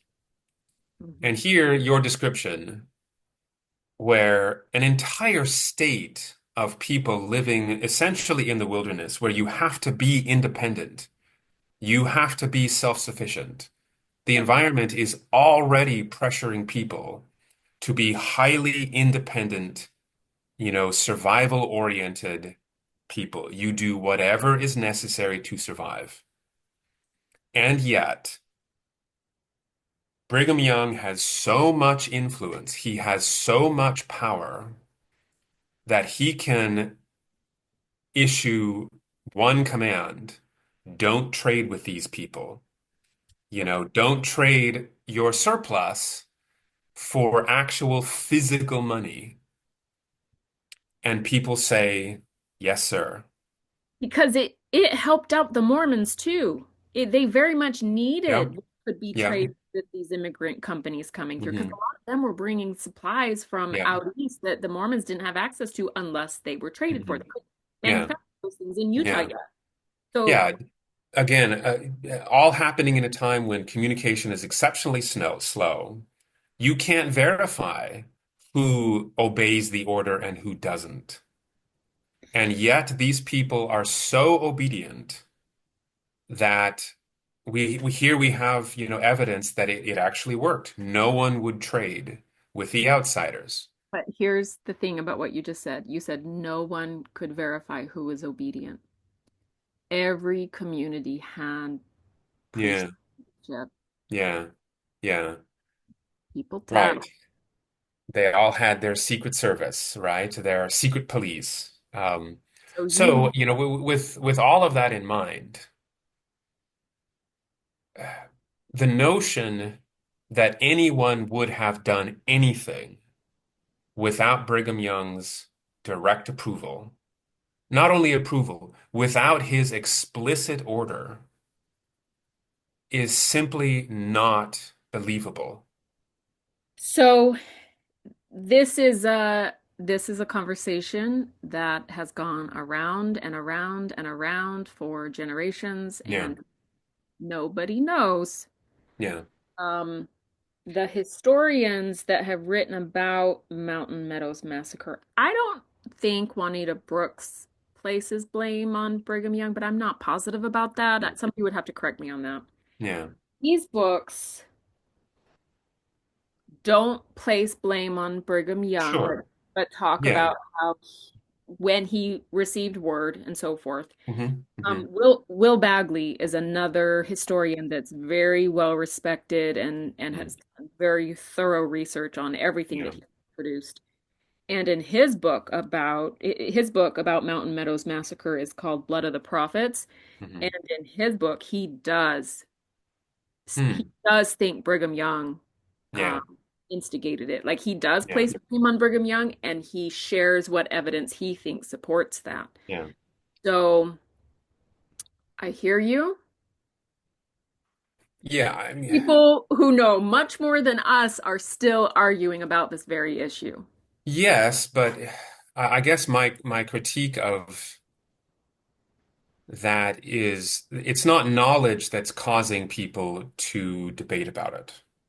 I mean, maybe in some cases it is. Maybe in some cases it's the actual historical details, It's lack of right? evidence.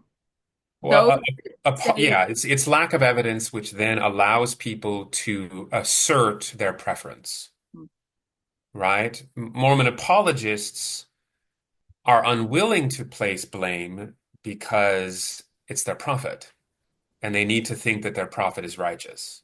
yeah, absolutely. Historians are often unwilling to place blame because they don't consider that to be their job. Right. Their job is just to tell the historical fact, right? And maybe some historians, like you just mentioned, they're willing to to offer commentary, right? Absolutely. Or to assert an opinion based on this historical fact. Yep. And so, but when we consider, everything that I just outlined, that Mormons are obedient and they have been obedient from the beginning, right? We grew up being told that obedience is the highest virtue. Obedience is the first law of heaven. Hmm. That is what Mormons teach. Yeah. Mormons in general, and of course there's always exceptions, but Mormons in general are independent only within a framework of obedience. And so, Right? again, maybe I'm jumping ahead, maybe I'm stealing your thunder. Oh. I just don't believe it when people say it was all John D. Lee's doing. So, like I said, Will Bagley definitely blames Brigham Young. Hmm. These books, Massacre at Mountain Meadows and Vengeance is Mine, the creators of these volumes also created this website that we're looking at. Hmm. I can Hmm. stop sharing now.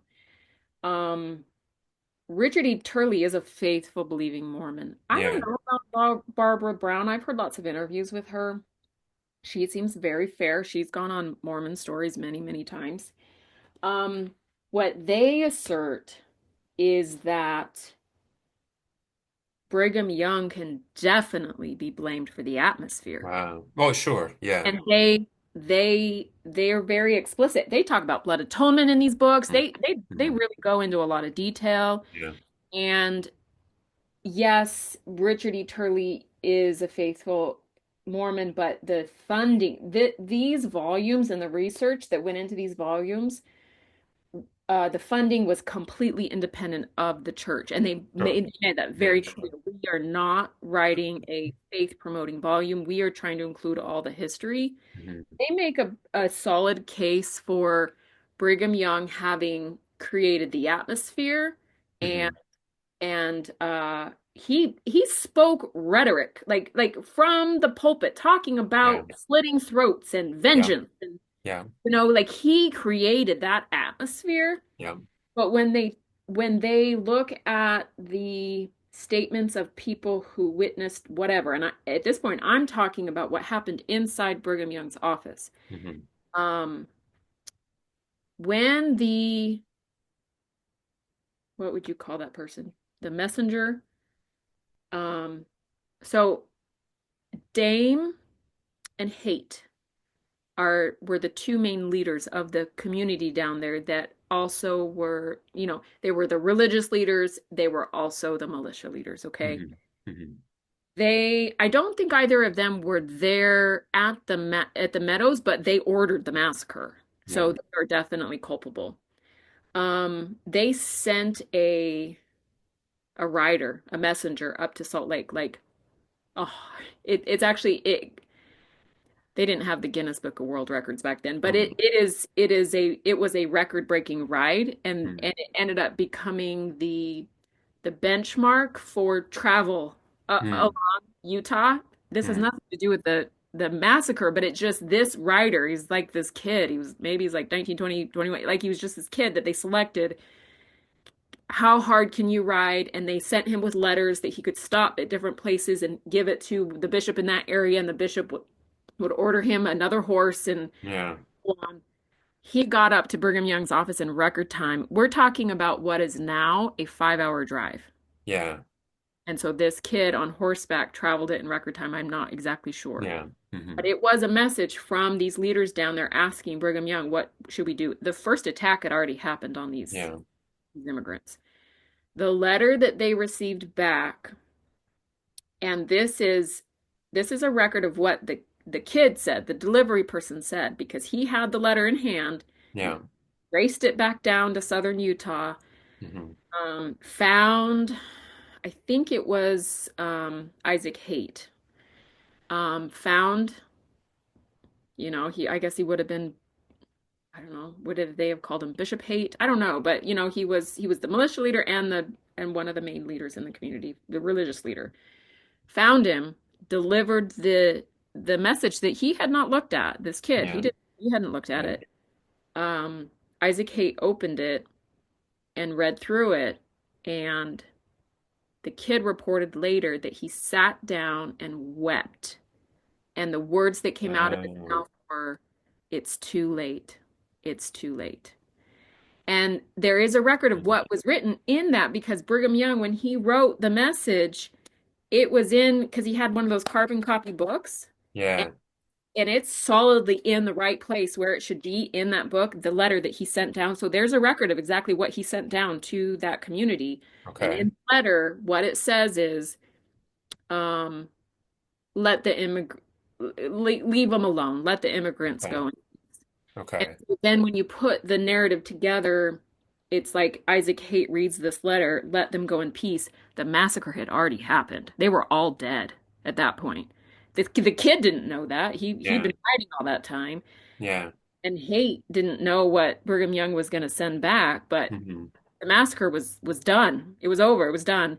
And Yeah. the kid reported that this religious leader of his, he sat down in the dirt and wept and said, Yeah. it's too late. Yeah. It's too late."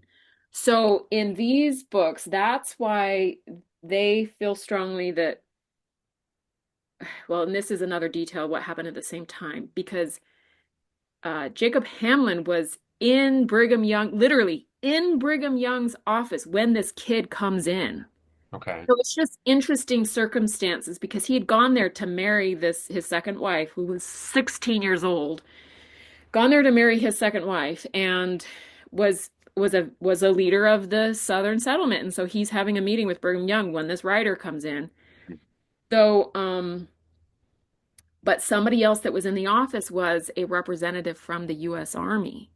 Okay. And the message that had been delivered from the U.S. Army was, um, like it somehow in all of those conversations, it became clear to Brigham Young that the Army was not going to arrive nearly as early as they had worried it would. Hmm. And so Hmm. Brigham Young was like, okay, we're okay for right now. They're not going to be able to get here before the winter. This is September, right? They're not going to be able to get here before the winter. They are stuck out on Hmm. the plain somewhere. Um, and the historians believe that that likely was what caused Brigham Young to look at this. Like, he doesn't know anything that's going on down there at this point, right? He Yeah. gets this letter from this writer, this kid, reads it. He's just been told that the army isn't going to arrive when they thought. And he's like, just, let the immigrant company pass. We're not in any immediate danger right now. Just let them pass. Okay. And so there's historians have just pieced all these things together. Sure. And I haven't read Will Bagley's book, so I can't say exactly what it is that he says, that he claims that Brigham Young did actually order it. Hmm. I only read these volumes where they outline Hmm. all of those details, and it does, for me, leave me thinking it that makes sense that Brigham Young created the atmosphere, but in the moment, he was like, "Oh no, no, let him pass," having no idea that what's happening. Hmm. I don't know what Will Bagley says because he thinks Well, Brigham Young did order it, so I don't yeah. know those details. Well, I'd be super curious to learn that. Everything you've just described does suggest um, that Brigham Young did not directly order the massacre. Um, so I would be super curious to Me see too. why the historian would suggest that he did. Yeah, exactly. Because if Will Bagley believes that Brigham Young did order it, I'd love Yeah. to read why he, Yeah. Why? because Why does he think so? he's a very respected historian. Yeah. Yeah. So so anyway, I'm just sharing what I've read. Of course, I don't actually know, but I'm just Right. sharing what I've read. I feel comfortable saying he didn't order it directly. I think Brigham Young was a terrible human being. Yeah. Created an atmosphere in Utah that was abusive. It was Hmm. it was violent, it was volatile, it was Hmm. scary, it was hostile toward outsiders. He is to blame for it's like he built the bonfire. Yeah. Maybe he didn't light the match, but he built the bonfire. No. Maybe a better metaphor is he built the bonfire and lit it. He didn't necessarily push everyone into it, but he built it Yeah. and it burned. Yeah. Yeah, So, absolutely. Absolutely. So, so we don't know oh, for sure if it was Brigham Young that directly ordered it, but that man is not innocent of this yeah, travesty. yeah. Um, but I do want to share because I do think it's so important, again, to make that point regarding telling history of not of how harmful it can be when history is told through a faith promoting perspective. Because everything that we've just talked about, I haven't even read you what Cousin Dennis says about it. Yeah, yeah. Well, but yeah, before we jump to that, let me just mention one more thing. Um, Again, looking at it from the Mormon perspective, you know, everything we've just described, everything we've just discussed, it has an entirely non-supernatural character to it. And that of course is that's the reality of, life on this planet. But we have to remember, of course, that this is not the approach that Mormons have to any of this. It may be true that Brigham Young did not directly order this. And if we're super generous, we could even say it may be true that he had no notion that any of this was going to lead where it led. But Mormons think he's a prophet, Absolutely. right? If he didn't know what was about to happen, why didn't he know, Yeah, he's not a prophet. right? I mean, if God didn't want, what was that, more than 100 adults to be gunned down in the desert. If God didn't want these children Yeah. to be orphaned violently in front of their very eyes, then why didn't God say, "Hey, Brigham, send a couple of guys with a message telling everybody to stand down"? And Because he's so, not a prophet. Because it yeah, doesn't, right, he's not right, actually connected to God. That's yeah. why. And it infuriates me that religious believers pick and choose from a purely self-serving impetus what their prophet gets right and what their prophet doesn't. If preventing the orphaning of children is not a good enough reason for God to talk to a dude, what is? He's not a very good God.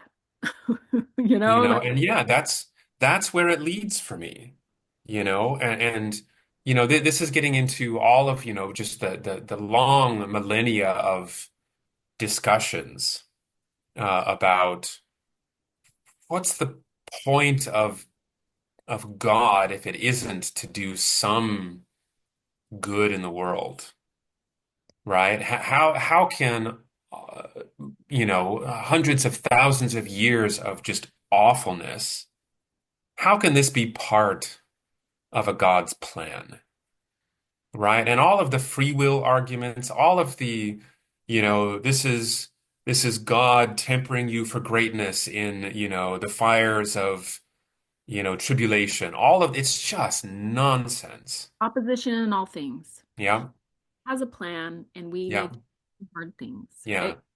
yeah.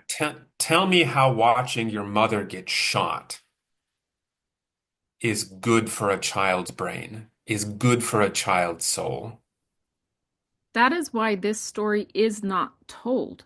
Yeah, This story isn't told within Mormonism from a faith promoting perspective. It's yeah, just not told. yeah, That's yeah, why I was a Mormon for 40 plus years and never heard this story even one time. It yeah, happened mere miles from where my own grandparents lived. yeah, I grew up going to visit my grandparents yeah. in the area our whole lives, right? Mm. And I never heard about Mountain Meadows Massacre Yeah, yeah, until I was in my 40s and had yeah, stepped out of the church. yeah, yeah, So that I think answers our question. They can't even attempt to tell it from a faith promoting perspective because yeah. there's no way to tell this from a faith promoting perspective. Hmm. They Hmm. just don't tell it. Yeah, Now there has been some acknowledgement. Henry B. Eyring did go down, and there was a speech and a little thing down there. Right. That's for all from outside pressure. Sure. Right. They got embarrassed into doing the minimal effort. And that's why, when I have learned about this and I have learned about Juanita Brooks being this young school teacher, Hmm. like I remember a story where because she asked the hard questions of her community. She Yeah. became a pariah in her Yeah. own community. Yeah. There are letters that were saved from her sister, Hmm. Juanita, saying, "Why do you have to keep talking about this? Yeah. Can't you please just put it away? Yeah. You're embarrassing us. We Yeah. don't need to dwell on this. Let's just Yeah. move forward." Like her own immediate family members were chastising Hmm. her over and over and Yeah. over. But she did the work and Hmm. she dug in and she Yeah. interviewed people and she allowed her entire community to Hmm. hate her Hmm. so that so that this history could be recorded. We would Yeah. not know if she had not Yeah. done what she did. And I love her for that, Hmm. Great Hmm. she's a real hero. She really Yeah. is. Yeah. So, yeah, no, I am right there with you. The only answer that I can come to with logical thinking is that the church is not, nor ever was, inspired by a loving God, Mm. and it Yeah. just grew from one man's narcissistic desire Hmm. to Yeah. create whatever he created. Yeah. It grew and grew and grew and grew and grew, and it became what it became. Yeah. There's a lot of what's the word I'm looking for? A lot of uh there's a lot of casualties, Yeah. death, but Yeah. just emotional harm, scars, Hmm. the Hmm. abuse, trauma. Yeah. There, The cost that has accrued so that this church can continue and is inestimable. they have lied and lied and lied Hmm. Yeah. for over a century from the very Hmm. they knew about the problems with the Book of Mormon back in the Yeah. 1920s and Yeah. they buried it. Yeah. They knew the Book of Mormon could not possibly be true in the 1920s and they buried it. Yeah. Yeah. They, yeah, they did what they needed to do to keep themselves in power. Hmm. Yeah. Yeah. I don't know how they justified that, but they sure Yeah. did. Yeah. Yeah. Again, I don't want to get too ranty, but when I hear apologists, say things like, these were just good people doing the best they could. I can't prove they weren't, but that rings pretty hollow. Yeah. So, And I'm like, well, the best that they could do sure harmed a lot of people. So what does yeah. that say? What does that say? Yeah. So, so this is what Cousin Dennis says about All right, let's hear it. I'm Richard. gonna try not to grit my teeth too hard. So he says, it was only a few miles southwest of Pinto that the Mountain Meadows Massacre took place in September 1857. Where Richard Robinson is concerned, the historical record sheds little light on this dark episode, and I will not recount the events here. Enough is written elsewhere for those unfamiliar with the unfortunate details. But personal and geographic proximity make a few salient observations necessary. In August of 1857, George A. Smith, who was one of the apostles, visited Pinto and addressed a house full of people beating the drums of a heightened emotion, is how Cousin Dennis calls it. Um, I don't know if it says it here, but I elsewhere it was either said or implied that George A. Smith was in Richard Robinson's house for this meeting. It was in his home because Mhm. he was the bishop of the community. Mhm. Um, so this apostle comes down and he is beating the drum of heightened emotion, which is Mhm.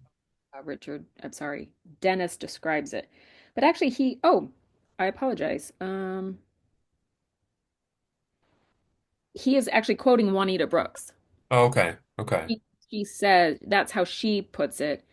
Um, that Apostle Smith addressed a house full of people, Mhm. beating the drums of heightened emotion. Following instructions from both Brigham Young and George A. Smith, the settlers at Pinto conserved their provisions for future needs. Mhm. Meaning they did not sell things to any immigrant parties coming through. The Fancher immigrants tried to purchase supplies at Pinto, but were refused, after which some of the company had helped themselves. So it sounds like maybe some people came in and stole some things from the Fancher. Mhm. Yeah. And that is quoted to somebody named Carl Larson in a book called The Red Hills of November. So I'm Mhm. not sure what that is, but that's where he gets that information. That's where Cousin Dennis gets that information. As presiding ecclesiastical authority, Richard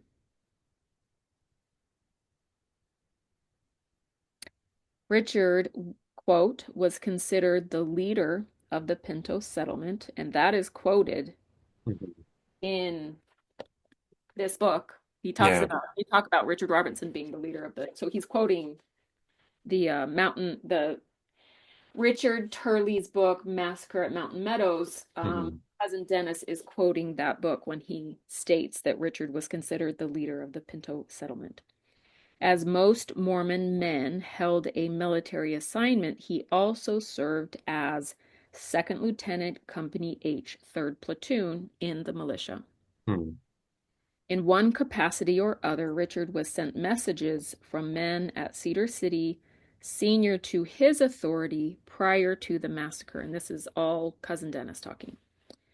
He knew some were instigating serious mischief among the Indians, stirring them up to attack the Fancher wagon train. Mhm. He knew also John D. Lee had been told not to kill the immigrants, to draw off the Indians, and if necessary, satisfy them with cattle. Now, let me clarify. There was a lot of argument that went on amongst the local leaders, namely William Dame and Isaac Haight, about whether or not to attack the immigrant company. Mhm. So some of the messages, depending upon what part of the week it was prior to the massacre, did say, don't harm them. And then others said, we are in danger. We need to protect ourselves. Yeah. So what Cousin Dennis is saying here is that Richard would have known that John D. Lee at one point was told not to kill the immigrants. Okay. I don't know if that's a thorough explanation of what Richard knew. I kind of don't think it Yeah. is, but that's what Yeah. Dennis says. Um, but then he says, unfortunately, things were in motion and the attack had already started. Sounds of shooting could be heard from the Hamblin Ranch, Mhm. only 6 miles from Pinto and some 3 miles from the site of the siege.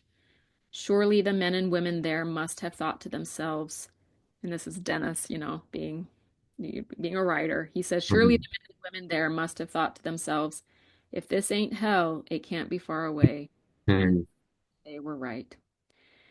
So this is what he says next. Detailed accounts of the tragedy are well documented. Those familiar with the mood and mindset leading to this atrocity comprehend the near hysteria of that time. And I appreciate that Cousin Dennis goes into this. Yeah. The Reformation, blood atonement, Pratt's murder in Arkansas, advancing federal troops, and what appears now to be egocentric, irresponsible, inflammatory, saber rattling hyperbole from Brigham Young. Wow. Wow. Yeah, George A. Smith and others. So that for me was like, he's willing to call it out. Yeah. Yeah. So awesome. Um, what Yeah. I mean, it just it crosses my mind. Maybe in that moment, his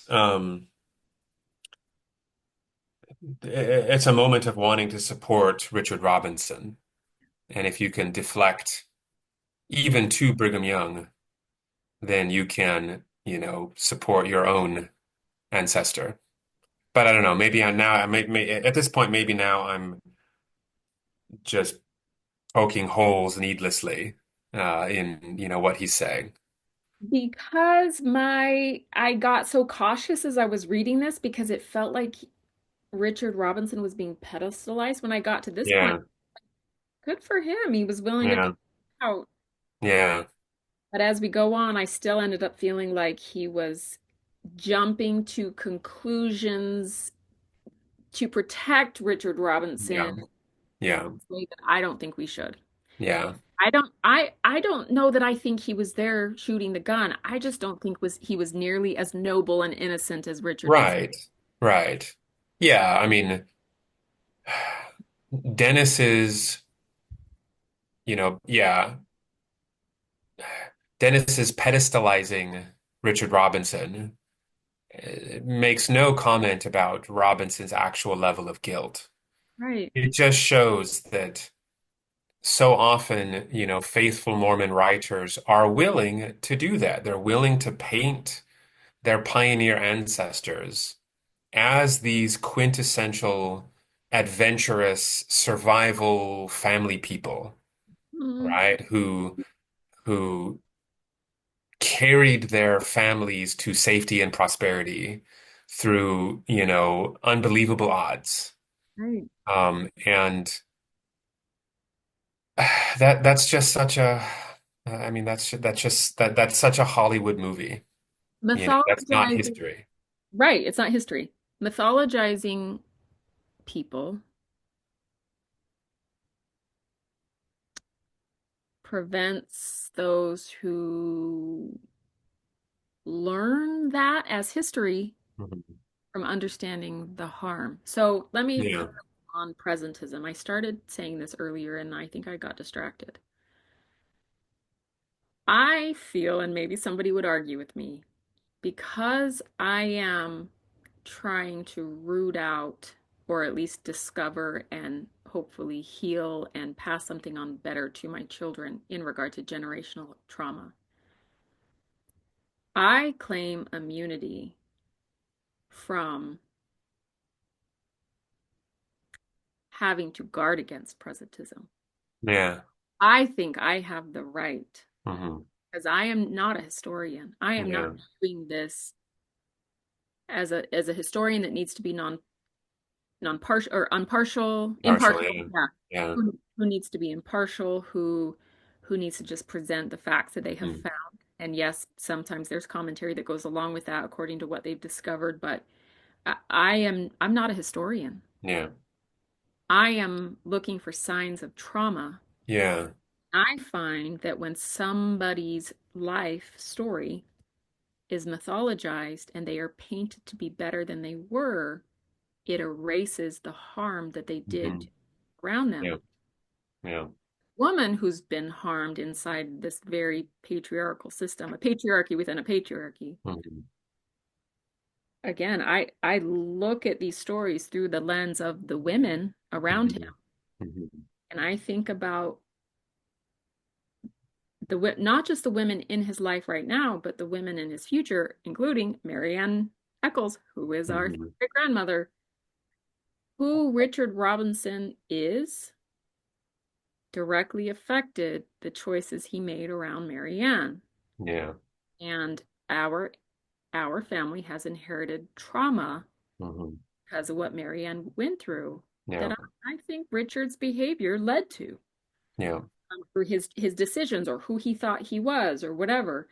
And so, listen, I don't I lean in the direction of saying I don't think Richard Robinson was probably there shooting a gun. yeah, I'm very uncomfortable with him being painted as a hero of some kind or as noble in some way, Mhm. because to me, what I see is a man who, sure, maybe he didn't choose or he was able to opt out of actually being there for the actual massacre, but he upheld the system, Yeah. didn't speak up against it. He made decisions according to what his Mormon leaders were telling him. Mhm. He was very much part of this system that was so harmful to those without power. Yeah. I don't think he's innocent. I Right. was shooting a gun at the Meadows per se. There's no evidence that he tried to stop it. Yeah. I don't Yeah. think if he had tried to stop it, he would have been successful. Right. That's kind of how Right. you go on record in history as like, this is who I am. Hmm. You speak up. Yeah. Yeah. And I had a conversation with a friend just the other day in regard to like it was kind of one of those conversations like, yes, all these problems, but like what do we even do? And or what, how do you think you're going to really make a difference? And my response was, I care very much whether or not I make a difference, but whether or not I make a difference doesn't determine whether or not I'm going to try. Yeah. For Yeah. my own integrity, I have to Yeah. try to make a difference. I have to try Right. to correct things for my children. I have to try to Yeah. pass on something better to them, even Hmm. if the whole world goes to shit. Yeah. I have to try. Yeah. No, So, no, you know, yeah, that no moral person resists evil based on their chances of success. I mean, you resist evil because it's evil. it's the right thing to do. Yeah, Yeah. yeah, absolutely. So Well, I claim immunity when it comes to presentism. sure. I get to Yeah. look at these people Yeah. through the lens of what did they actually do that led Hmm. to trauma that I inherited Yeah. and children have inherited from me. Yeah. Yeah. Yeah. I mean, one of the reasons that history is respectable as a kind of, well, as scholarship that attempts to follow scientific principles, is that real historians make assertions only based on the strength of evidence. But yeah, your purpose, our purpose, is not to make historical assertions. Yeah, It's to see how historical events have affected generation after generation after generation. yeah, And in that respect, the whole purpose of this is to learn, right? And to heal, not to say what happened. exactly. And that's why I think it's worthwhile to, okay, so let's talk about last time when we the last recording we did about syphilis. Mhm. Don't know, but there's value in discussing all of the Yeah, possibilities yeah. because understanding what might have happened can still inform us about what we Hmm. potentially inherited.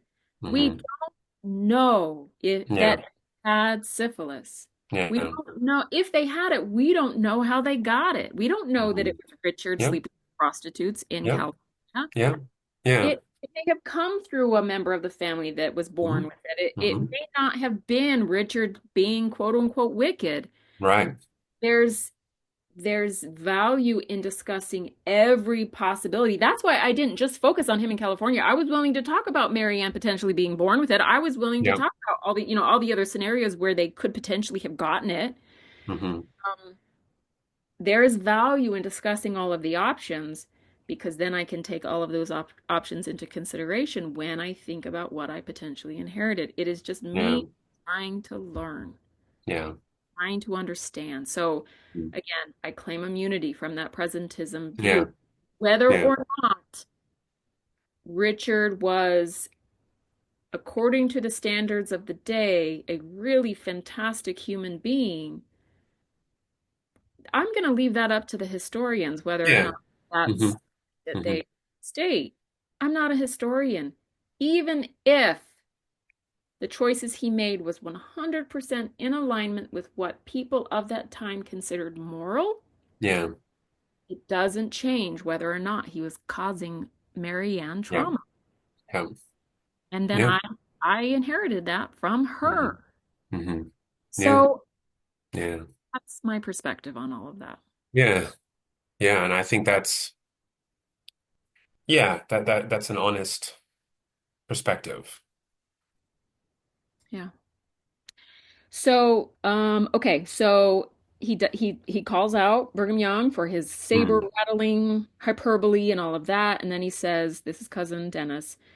Add to this accelerating turmoil, the thoroughly understandable paranoia resulting from rampant rumors prevalent in isolated areas prior to the telegraph or railroad, plus a natural desire to be humble and submissive or simply to please and conform, all of which contributed to the sad slaughter.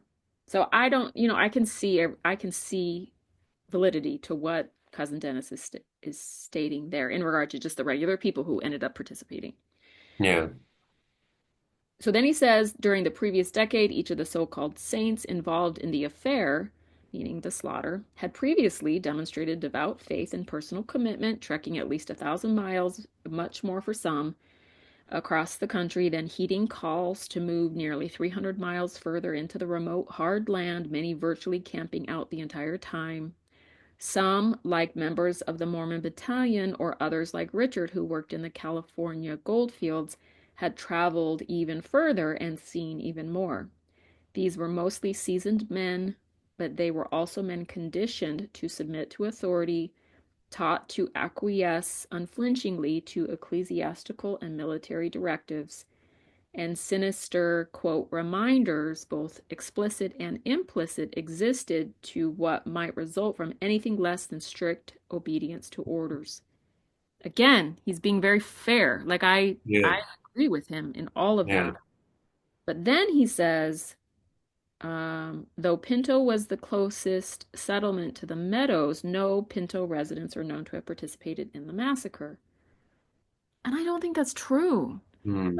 When they describe the different people that settled Pinto with Richard Robinson, I'm gonna go back to I'm gonna share my screen again, and I want to just scroll down that list. I'm gonna go to the top. Can you see that?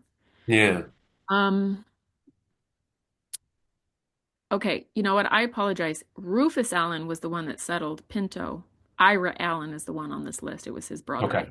Okay. So I stand corrected on that accord. I'm just scrolling down. Prime Thornton, or sorry, Prime Coleman. He's on this list, and he was a settler of Pinto. Uh-huh. Robert Dixon is on this list, and he was Hmm. a settler of Pinto. It even says right there, says he was from Pinto. Yep. Yeah. Recalled seeing Robert. Yeah. Sorry, I moved it beyond. Let me go back. Go ahead. I lost it. Albert Hamlin recalled seeing Robert Dixon and other men from Pinto. Yep. Oh, okay. It says at Hamlin's ranch during the week of the massacre, but we know that Dixon was actually there. Well, he's listed as a B, not an Oh, A. I see. I see. Okay. So Okay. it's possible. Okay. Um, but David Tullis lived in Pinto, and he's an A. We'll get down to him. I'm just going to scroll Yeah. through quickly. Yeah. Um, because some of these other names were mentioned, and I'm going to see if I can find some of them. Samuel Knight did he live in Pinto? Apologize, I'm not sure. He was mentioned, and maybe that's not. Um, let's see. This is a side note. This Samuel Pollock, our grandpa, two of his siblings, one of his brothers and one of his sisters, married a Pollock. Hmm. I think they were siblings or maybe cousins, but they descend from this Samuel Pollock, who, Hmm. an A, he was definitely there and part of it. So Hmm. he had two Pollock in-laws, and they descend. Wow. Yeah. Wow. I'm trying to think. I'm trying to see which ones say Pinto. So then there's Richard. Um,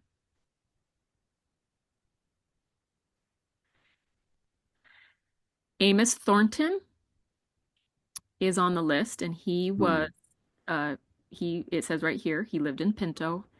And then there's David Tullis, and he's an A. They folks Yeah. are very confident he was there because one of the little girls named him. One of the surviving girls said in English, Hmm. named Tullis. Hmm. Um, so, the rest of them, I'm not quite sure, but, you know, Cousin Dennis says this right here, and he is actually quoting. Remind me again when Dennis included this in the historical record when we think he wrote it. I think it was published through BYU Uh-huh. in 2014. So recently. Okay. But I don't know if that's when it was written. Yeah. Could have just been in the family, and then he actually had it published later. Now, and this is a side note, I found Dennis because I wanted to Huh. figure out how we were Hmm. related. So I did figure out Yeah. how we were related, and he's not listed on Family Search, which tells me he's still alive. Oh, okay. So he has Okay. several siblings who have passed away. I think he's probably in his 70s, maybe 80s, like Yeah. elderly. But I think, unless it just has not been added, that he's still living. So I'll So just if, kind if of tell you that. yeah, if this record was published around 2014, he was writing it around in his 60s probably. I suppose that's a time when people would write these kinds of things down. Yeah. Um, what I was curious about was how much information he could have had when he was making this record. The, And if he was writing this record in the 2000s, then his omission of Pinto participants is again kind of telling about his willingness to tell the truth. Now, Because by that time, these people could have been known to him. yes, and let me come to his defense slightly because there is a different, well, maybe it is this book. So we are stumbling upon some inaccuracies, okay? Yeah. Because he does have a footnote next to that. It is in quotations that no Pinto residents were known to have participated in the massacre. The footnote references Mountain Meadows Massacre by,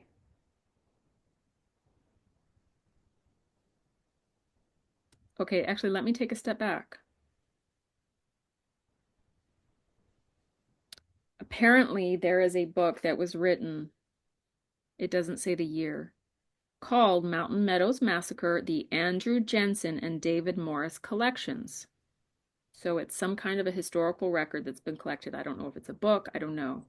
But it was edited by Richard Turley, who wrote these two books. Okay. He is a faithful Mormon.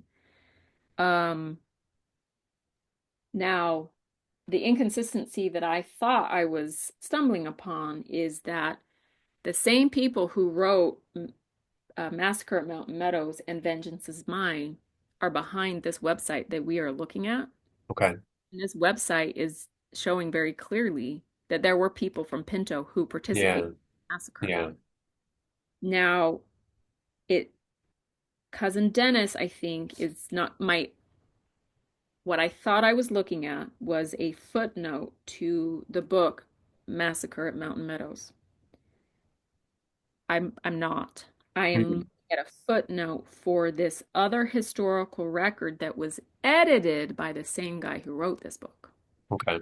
So this other record, edited by Richard Turley, says no Pinto residents are known to have participated in the massacre. Mhm. I don't know when it was edited by Richard Turley versus when he wrote Massacre at Mountain Meadows, Right. when he created this website, and maybe he just had more information, and so later Hmm.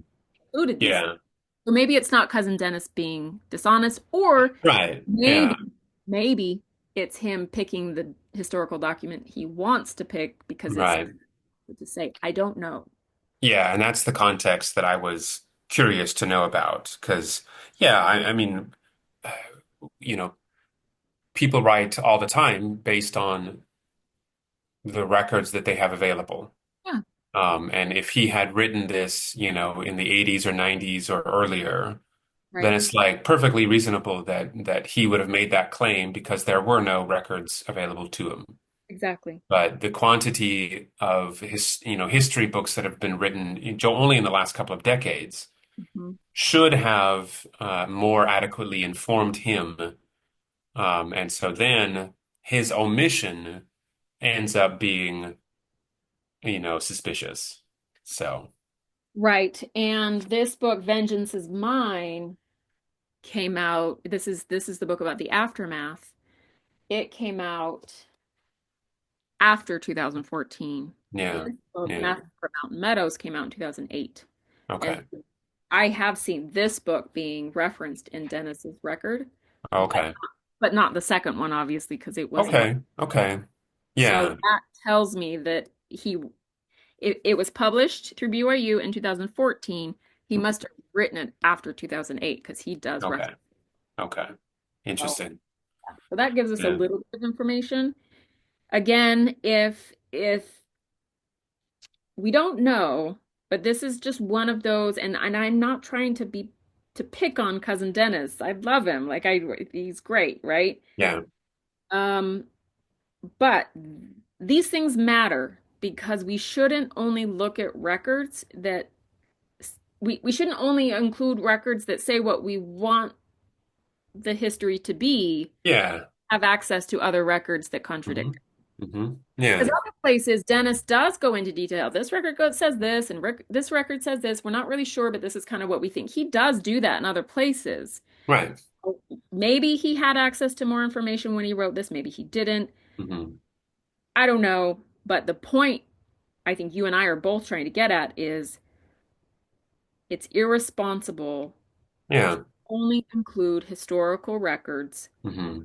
that support what you want the history Yeah. to be when we have more evidence. I don't know if that's what Richard did, or sorry, I don't know if that's what Dennis did, but if that's what he did, I don't think it's responsible. And Hmm. anybody else that is doing it from is telling history from that perspective, it Yeah. prevents us from understanding the whole story. That's why when I talked about syphilis, I was willing to take a step back and say, I may very well have jumped to conclusions. Sure. Talk Yeah. about we have to be willing to talk about all of it so that Yep. we can have Yeah. an idea of what actually happened. Yeah. Faith makes writers prone to inaccuracy. And that's just a fact. Mhm. So, Yep. So this is what Dennis goes on to say. Though Pinto was the closest settlement to the Meadows, no Pinto residents are known to have participated in the massacre. And like I said, he has that footnote at the bottom. But then these are Dennis's words. The question remains why? Quite possibly, I believe, and this is Dennis saying, I believe hmm. Hmm. Richard Robinson saw the writing on the wall and wanted no part of it. Hmm. So that is Dennis's interpretation. But then he goes on to say this. At 26, Richard had already experienced a lot for a young man. In addition to usual pioneer trials common to most of the men, Richard made significant contributions, raising his siblings, spent 3 years in the gold fields of California, was a natural leader in his young community, and apparently strong and independent minded enough to make a considered decision that neither he nor his friends closest to the pending atrocity would participate. We know it's not true. We know Yeah. men in the community did Did participate. participate. Yeah. Um, it must have been, and again, this is Dennis, it must have been a predetermined conscious choice. Richard, Yeah. Richard, yeah, Richard was not a pushover. He knew his own mind, his own ethics, his own morality. Like his friend and mentor Jacob Hamlin, Richard was acquainted with many of those who participated in the massacre, both white and Indian. It seems he resisted any directives, bad counsel, or persuasion from higher authorities, and after the affair, he kept silent for the most part about it. Which that's also not admirable, right? Yeah. Yeah. And then Dennis, sorry, were you going to say something? Well, just yeah, the claim that Richard was an independent thinker who knew his own mind is pretty significantly colored when we go back to the earlier historical detail of him signing away all his property Yep. in church. Yep. Okay, Sound independent to me. That sounds like you have been almost brainwashed, right? that's right. That's obedient to the point of creepiness. Um, Self-harm. yeah, Yeah. and then the second thing that comes to mind is, if Richard had taken a stand and said, "I can see what's coming. I'm going back to Pinto. All of you Pinto men, if if you have a conscience, you're going to follow me back to Pinto." Right. And then goes back to Pinto, and it's revealed later that Brigham Young never ordered it. What would Richard then do? Richard would say, "Everybody, I told you so." Yep. Okay, so the idea that he never spoke about it It makes doesn't no sense. it doesn't actually make him look good. Yeah. Yeah. And by the way, that part is not true about him not speaking about it, and I'm going to get to Mm. that. Yeah. So he then goes on to say, and it just like it just gets worse. Then cousin Dennis says,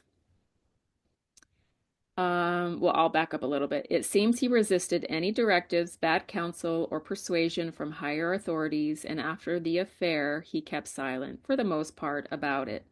He knew the truth of the matter, but was untainted by it as much as any man close to it could be. For nearly 40 years, Richard was repeatedly chosen and sustained as a respected ecclesiastical leader. Surely this would not have been the case had he submitted to pressure. Wow. Right? Right. So Wow. let me finish the sentence. Surely this would not have been the case had he submitted to pressure to participate in murder at the western end of the meadows. That is the biggest pile of begging the question that I think he has included in this whole record. That's what's And hard. yeah, let's dwell for just a moment on the use of the word untainted that comes with the presupposition of purity, right? He was pure before, Right. and he is still untainted by those bad influences. A man who likely gave his wives syphilis. Yeah.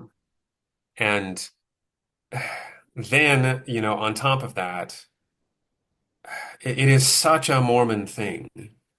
It's so cringy. Yeah, it's such a Mormon thing to say, like, because he was chosen, because he was selected to be in this position of power, the result is proof that it was the right choice. It's such a logical, it makes absolutely no sense. The reason that I chose you is because I know you are the right one to be chosen. Yep. I mean, that's just, yeah, it's infuriating. And I haven't done the research to be able to say in particular who that is on the list right here of the Hmm. participants in the Mountain Meadows Massacre went on to serve in ecclesiastical positions, but I am positive that there are those who did. But I can tell you about David Tullis, and I think I would, I think today we'll just get to the end of the story about Mountain Meadows Massacre and then talk Yeah, about this yeah. another time. Hmm. But David Tullis did go on to, like, he served a mission, Hmm. left his wives back in Pinto, Hmm. babies, to raise the children and whatever. There is actually kind of cool. Let me see if I can find it because I want to show you really fast. It might be behind me here.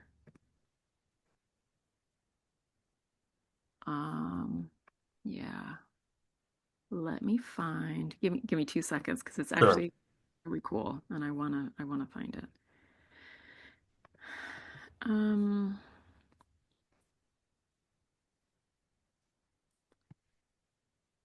like Marianne, find her mother,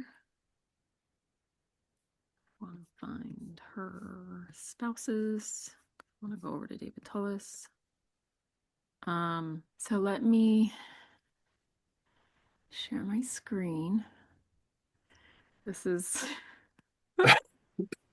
um and again, I don't no desire to pick on cousin Dennis. But this what I'm about to show you completely invalidates everything that he just said about because Richard served in ecclesiastical leadership positions for 40 years after this Yeah. point, we know he couldn't possibly have participated, okay? Hmm. So let me share my screen. But first, a quick explanation. Hmm. Um, what I'm going to show is about David Tullis, who Hmm. we know was there and participated and at least murdered one of Rebecca Dunlap's parents Yeah. and later delivered all of the traumatized children to the Hamlin Ranch. And he Yeah. was he was there. He Yeah. was. Yeah. We also know about him that he went on to marry our ancestor Alice Eccles and have a child with her. And then we feel like he was raping his stepdaughter. Hmm. And then later took her and got married to her in the endowment house, which was basically the same as the temple back then. Yeah. The teaching is that only worthy people are allowed Hmm. to enter.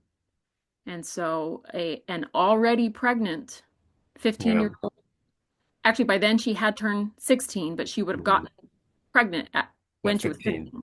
Yeah. Already pregnant 16-year-old Martha Eccles, he takes her and gets sealed to her in Hmm. what would have been considered the same as the temple. Okay, so we already Yeah. know this about him. Yeah. What I'm about to show you is a letter. Well, actually, let me share it and then we'll talk Yeah. about it. Let's take a look. This is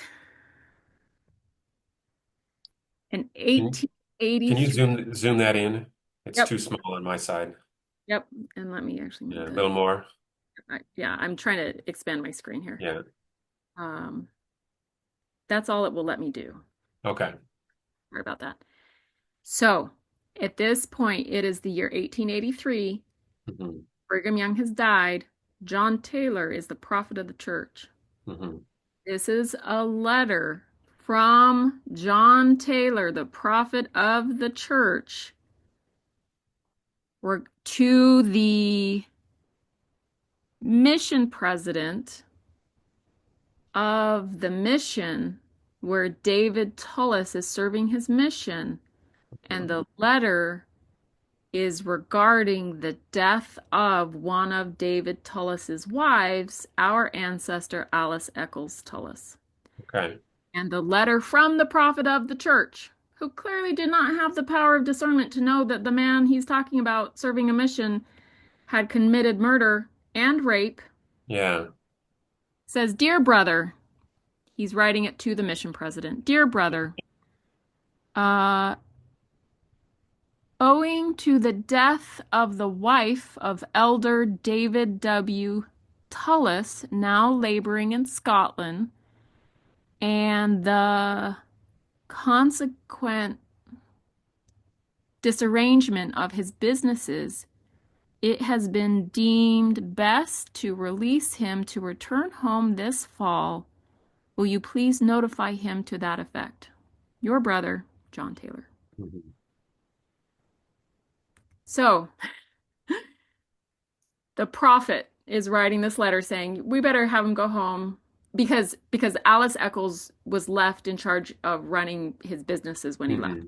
First Hmm. wife, the oldest Hmm. wife, our ancestor. Yeah. And Martha was the one that had all the little children that she would have Yeah. been. Oh. Anyway, For me, that is, that is just clear evidence that it, it's not true. That if you Yeah. end up being called into leadership positions in the church, or you end up Mhm. receiving, those Yeah. those callings from the church, that is clear evidence that you have lived a worthy life. Hmm. Because Yeah. David Tolis was a murderer and a rapist Yeah. Yeah. and the prophet of the church. Yeah. Well, That yeah, he was on the radar of the prophet of the church, and no little, blip of discernment ever popped into his mind. Like, hey, say, wait a second. Why was this guy sent on a mission?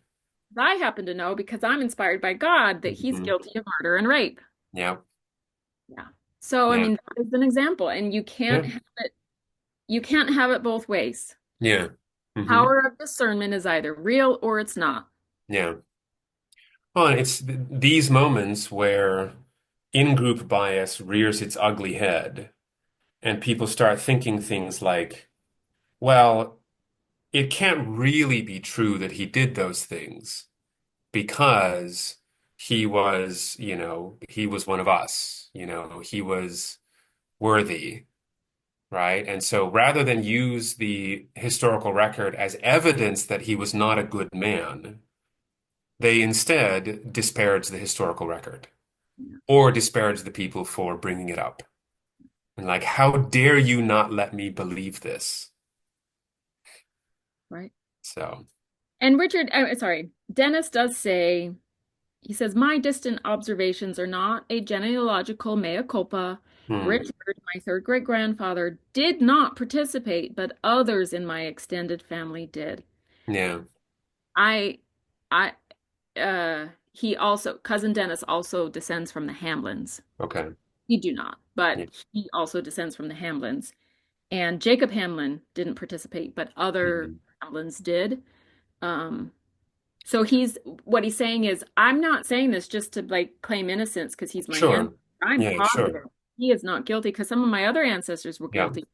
But I just don't think Richard was as noble or as innocent yeah, of allowing either causing harm or allowing harm to happen mhm. as he's being painted. Um, I just don't. Yeah. Well, and I can respect Dennis's um, you know, calling out his own biases there and saying like, you know, uh, like I could easily fall into the trap of wanting to paint my ancestors in a good light. But just to make sure everybody knows that's not what I'm doing here. However, I did notice though his shift in language towards certainty, where he says Richard did not participate. And those are his actual words. I read them Yep. exactly. Richard, my And if great grandfather, did not participate. mhm.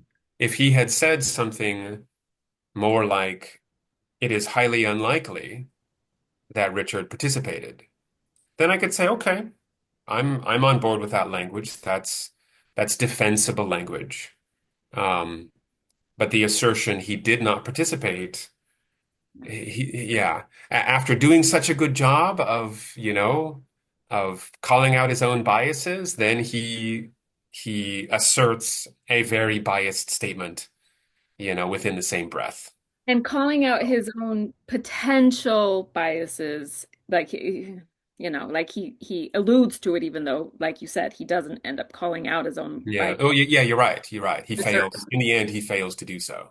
But it feels like there's an attempt here to do Yeah. that. But this paragraph Yeah. comes after like 2 pages of him talking about all the reasons why Hmm. he is sure that Yeah. Richard wasn't Yeah. involved. Yeah. Sure that none of the, and he even goes on, like he says in here, like he must have influenced those other men at Pinto to not participate and blah blah blah. Mhm. But you and I sitting here, website in Yeah. front of like these books, there were plenty of men at Pinto Yeah. who participated who Yeah. were on that list. And yes, some of them were labeled as a B, like Yeah. unsure, Sure. maybe Sure. tangentially involved. Hmm. Like Richard had that B notification, but some of them do have an A. We know at least Hmm. David Tullis had an Yeah. A. We know he was Yeah. there, he lived in Yeah. Pinto. So I mean, it's just, we've got to be careful not to claim certainty where certainty shouldn't be claimed. Exactly. Yeah. And All good historians will tell you that making historical assertions is all a matter of probability, Mhm. what is likely to have happened. And just like a scientist, if you can't support it with strong evidence, you shouldn't make the assertion. Yep, And I'm sure that plenty of times, in our, conversations over these past several sessions, I'm sure I have made assertions that I ought not to have made. Um, but just because I'm not good at it doesn't mean I can't also call it out. And I think that's what we have to do. We have to call it out, anytime and every time. we need to call it out when we see it and admit to it when somebody calls it out in Calls us. us out on it. Yeah. We Yeah. can't claim innocence. Yeah. Not Yeah. gonna learn as a humankind if we are Hmm. innocence to Yeah. harm, you know. So, I mean, and cousin Dennis actually really goes on. Like, and he really digs in with his admiration of Richard. He says Wow. much of the rationale for the incident was manufactured. Um, but he actually ends up talking about Henry B. Eyring like years later and some of the things. But then he says, I submit that due to both character and choice, Richard Robinson stayed true to himself, his family, and friends, but he lacked sufficient influence, seniority, and at 26, perhaps will and wisdom to stand against Haight, Lee, Klingensmith, Higby, Dame, and others. I hope Um, that's true. I hope that's true, but it doesn't seem probable that it's true.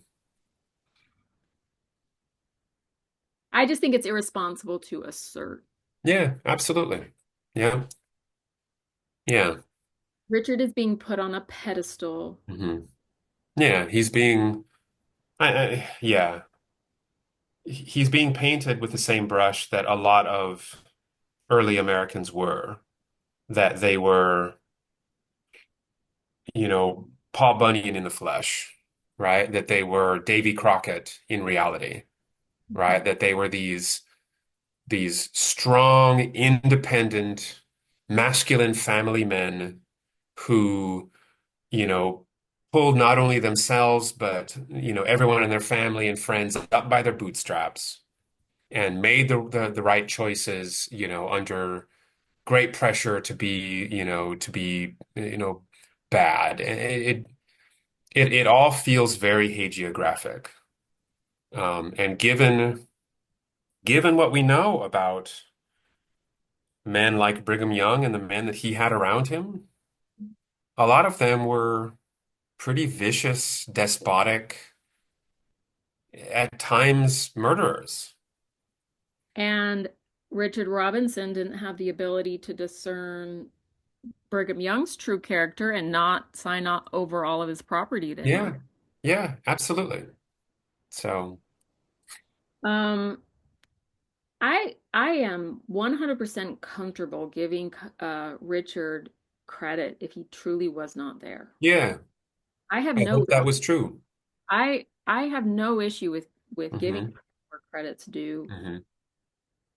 but Yeah, I I can imagine a scenario where Richard and his small posse of Pinto men, seated on horseback, guns in hands, they look around at the rest of that militia and think,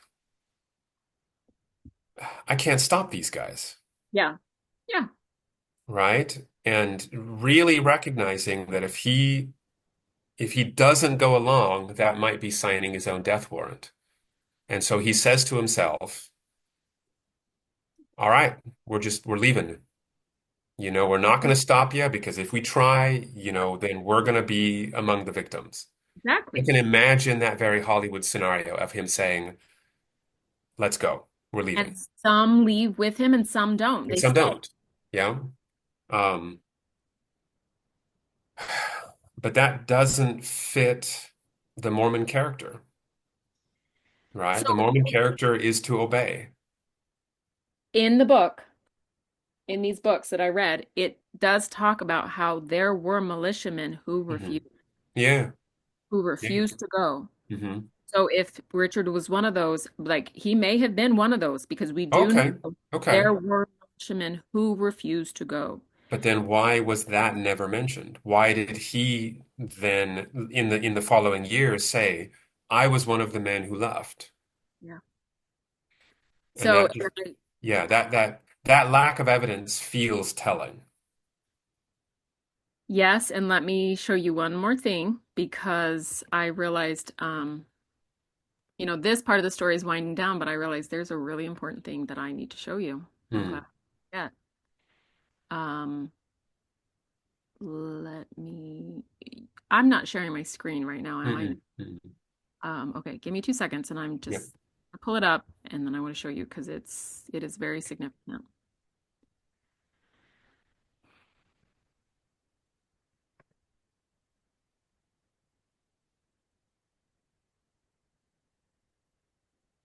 Hmm. I think I'm looking in the wrong place for it. Give me a second. I'm gonna find it. Hmm.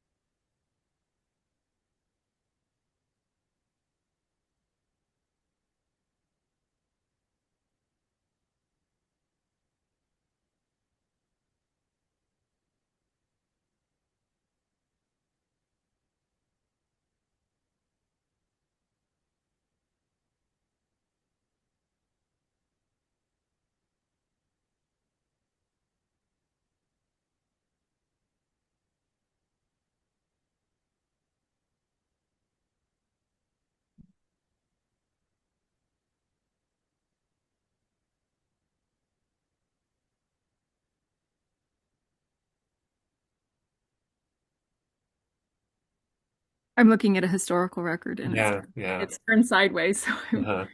I don't remember it being sideways. This is it. Oh, I'm so excited. Okay, I found it. Um, okay. So, how much do you know about um the the aftermath of the Mountain Meadows Massacre, the trial, all of that, and who was? Basic skeletal information. So let It was me. generally a cover up. A few people were put on trial. John D. Lee was put on trial. Brigham Young feigned total ignorance of everything. Yep. They could never pin anything on him. Yeah, and so um any level of justice was put on hold, uh, Hmm. basically because they didn't act. The federal investigators didn't act fast enough. So this Hmm. happens 1857. Nobody came out to investigate really till the summer of 1858. Hmm. That was the same time period that um, uh, what's his name? John Brown was trying to take over Harper's Ferry, Yeah. that led to the Civil War beginning Hmm. 2 years Hmm. later. Yeah. So, the whole country was about to explode into the Civil War, Hmm. and so any ability to investigate thoroughly really came to a standstill at that Yeah. point. Yeah. Um, And even after the Civil War ended, as say people in Arkansas who were the family of the victims, because there was, of course, an effort made at the same time to collect the children and Hmm. return Hmm. to homes of their family members. And Right. Back east. Yeah.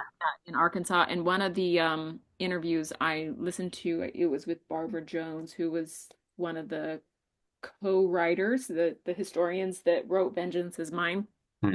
an interview with her where she talked about how sad it was that these children, they were supposed to be in California at that Hmm. point with their Hmm. family, but instead they were Yeah. to Arkansas, and within 2 years, the entire area of Arkansas was in the middle of a war. Yeah. Children had to go through the Civil War when they should have been living peacefully in California with Hmm. Hmm. instead they were with their grandparents, Yeah. aunts and uncles back in Arkansas, and they had to endure the suffering that everybody did during the Civil War. So Right. I thought that was interesting. But to finish what I was saying about the justice, at one point, 9 different people were arrested. Um, or no, let me correct that. There were there's documentation that several efforts were made to bring people to justice. Hmm. Um, at one point, there were, 9 people. There were arrest warrants out for them. I think Hmm. they were arrested, but then they were let out for some reason. There was another time when more than those 9, there was, maybe arrest warrants, and David Tullis was on one of those lists Okay. of people that needed to be arrested, but that never ended up, happening. Yeah. There's no way I could repeat all the details of what happened. Sure. Sure. Yeah. This book, Vengeance is Mine, explains every detail. Yeah. But eventually, John D. Lee was arrested. Hmm. He was put in jail pending trial. Um, and then there was, he was put on trial and it was national news. Yeah. They Yeah. were at that point with the telegraph and they would send the information, but people were reading about this trial from all over. Hmm. So let me share my screen. This was almost a little bit spooky when I stumbled upon it. Can you see that? This Hmm. is the subpoena requesting Richard Robinson to come and testify at John D. Lee's trial. Wow. His name right there, Richard Robinson. Uh-huh. So this gives us a very clear picture of how much he knew. Yeah. Federal investigators found it necessary to call him to the stand. He had to travel Hmm. his home wherever, and this is in the year 1876, I believe. Um, and at this point, he's married to Marianne. They have quite a few children. He's married to Elizabeth. He has already married and lost his third wife, and Hmm. he has a lot of children. So, like, I think about, little Marianne, like, she would have known her husband's leaving to go testify at this trial. It's just Uh-huh. interesting to think about how it would have been experienced from Marianne's perspective and her children and, our second great grandfather, who was our grandma Beverly's grandfather. Hmm. Hmm. Um, he would have been a boy knowing his dad was leaving to go testify at John D. Lee's trial. So when I stumbled upon this, it kind of blew my mind. I mean, Yeah. talk about stories that aren't passed down. Yeah. This is the man, John D. Lee, was arrested, put on trial, and executed. He was the only Hmm. person who was Hmm. guilty of this massacre, even though there were, I don't know, 50, 75 men there Yeah. murdering these Yeah. immigrants. He was the only one that was found guilty. Um, but of all the people down there, I don't have a complete list of everybody that they asked to come up and testify in Beaver, Hmm. which is, it would have been a little bit of a journry for him to get there. It wasn't all the way to Hmm. Salt Lake, but it's maybe like halfway through or halfway between Salt Lake and where he lived in southern Utah. Hmm. It's been a journey for him to get there and quite the ordeal for him to go and participate. But they found it necessary to call Richard Robinson to the stand and Yeah. testify so they could figure out, the level of John D. Lee's guilt. Yeah. So,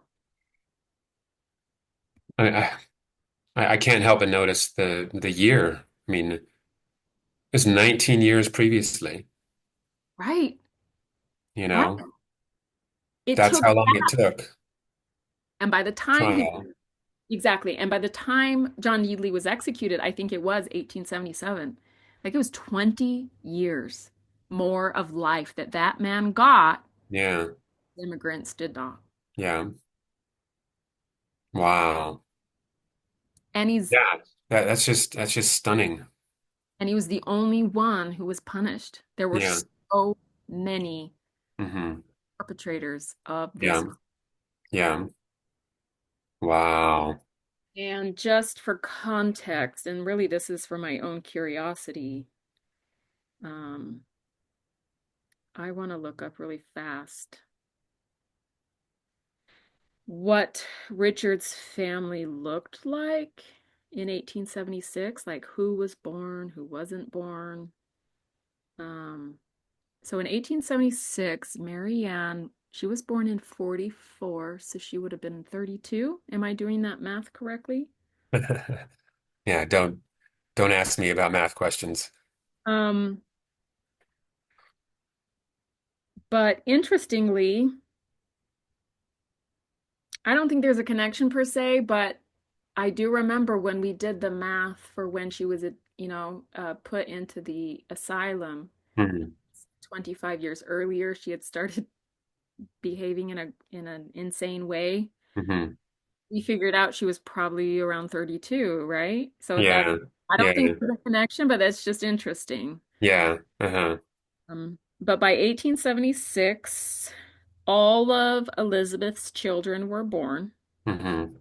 Um, and Mary Ann had three more children after 1876, and the last wife had already died, so her son was born. Our second great grandfather, Robert Eccles Robinson, Hmm. is our grandmother's grandfather. Hmm. He would have been 13. Yeah. So it's those are the kinds of things that like my brain goes to. Like I want to think, okay, Robert, he's our ancestor. What was his experience as his father left to go testify at this famous trial that was being reported on around the country? Right. He was Right. he was 13. So Yeah. it's just interesting to imagine this 13-year-old boy saying, Hmm. "Bye, Dad," you Well, know, and of course, depending on, if they even knew. yeah, depending on the relationship that this young teenager had with his father, what he would have perceived his father's subpoena very differently. Very heroic. It could have been a heroic thing, or the opposite. It could have been like, evidence in his mind that his father has a much darker history than, he lets on. I mean, it's all of those things would have influenced his how he was conceiving of manliness, right? As he's approaching, Man, adulthood. let me tell you what I think. Hmm. Later in another history, Robert Eccles Robinson is the one that says about his mother, I didn't appreciate her until she was gone. Yeah. And that gave me an impression regarding if at a certain point Richard did not understand Marianne at all because she was showing all these signs of what they called insanity. Hmm. Did he talk despairingly about her? Did Yeah. Yeah. he express frustration about her? Hmm. And Hmm. for his son Robert, who is Mary Ann's oldest living child, because her first Hmm. baby, a little girl named Alice, died. That Hmm. we wonder at this point if it was from syphilis. Yeah. Um, Robert was her oldest living child. Hmm. My where my brain has gone is that in light of how Robert described his mother later, that he didn't appreciate her. He didn't Yeah. like his view of women perhaps was Right. tainted in some way, Mm. or maybe he was embarrassed of her mother of his Yeah. maybe Yeah. he behaved certain ways in public that he felt embarrassed Hmm. by. Hmm. It Yeah. seems to me that he would have um I don't know, leaned into that relationship with his father because Right. his Yeah. father was the bishop. His Yeah. father was this respected member of the community. Yeah. my impression is that he idolized his father and he would have only viewed this as those horrible people who maybe did this, and father was noble and didn't participate, but he has Yeah, to go testify so that justice can be served. That's right, how right. I think he did. But Yeah, that's just that me. You that know, seems like it's a reasonable, conclusion to come to. Yeah, yeah. so yeah, so when I stumbled upon this, it kind of blew my mind. I was like, Mm, holy cow, like you can see the seal at the bottom. I was hmm. like, I'd been learning about Mountain Meadows Massacre because I only stumbled upon this maybe within the past few months. Okay, yeah. But I had been learning about Mountain Meadows Massacre from all the interviews that I'd heard, the books that had come out and the various Mm, podcasts, whether it was Mormon stories or, whatever podcasts were interviewing the people about Mountain Meadows Massacre and the different books that were coming out. And I had really learned about it. And then I stumble upon this and I'm like, my third great grandfather yeah, testified at that trial. yeah, yeah. Dang. Hmm. So, but it sounds like, and they do mention him in Vengeance is Mine. They talk about Richard Robinson's testimony. And this tells me the level of his loyalty toward Mormonism because Yeah, Andy Lee was on trial by federal officials. yeah. Weren't Mormons that were prosecuting him. Hmm. Hmm. And um so in this book, one of the chapters, it's about the prosecution of John D. Lee. It's page 322 of Vengeance is Mine. And here close-ish well, let me find it. Oh no, it's kind of halfway down. It that what they're describing is the frustration that the prosecutors were experiencing as Hmm. they were questioning the different witnesses that were on the Hmm. stand.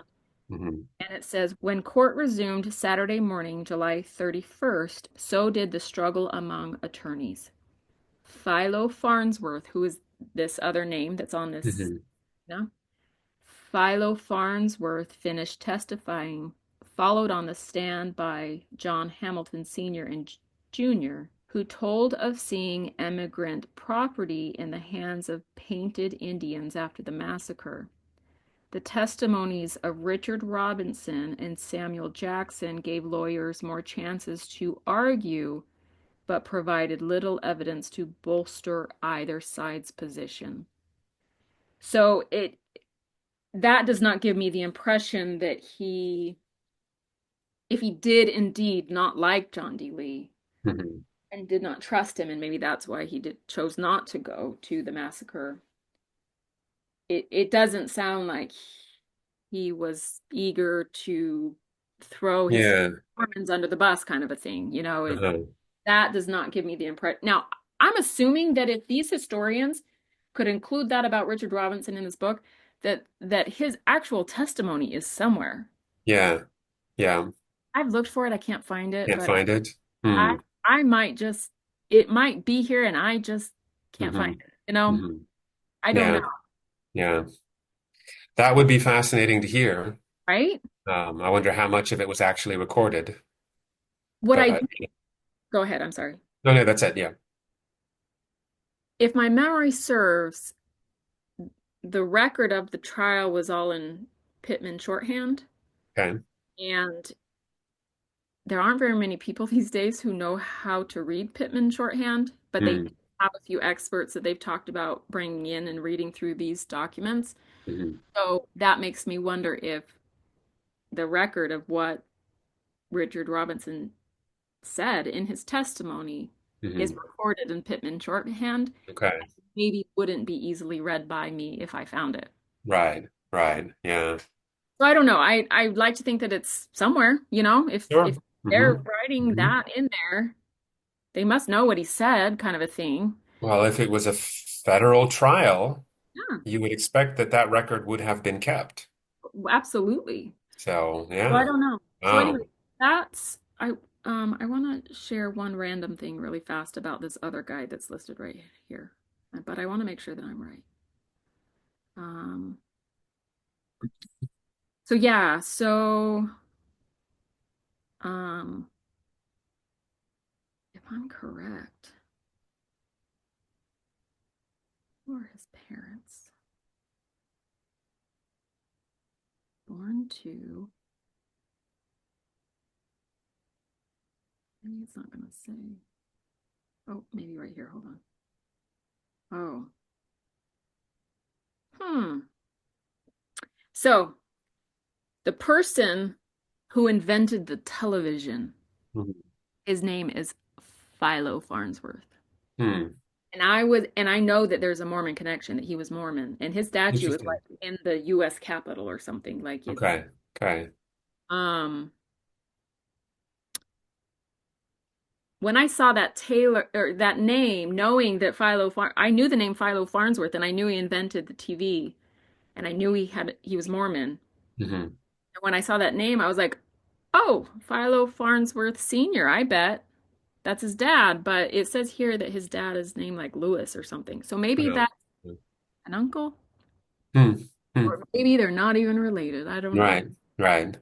I was curious about that. That would be a shocking coincidence. I mean, come on, Philo Farnsworth. There's another Right. guy out there named Philo Farnsworth. That's why this whole time I was assuming that he was his dad. Yeah. Yeah. I was born in 1906, so not born Hmm. yet, but Hmm. maybe he's a grandson.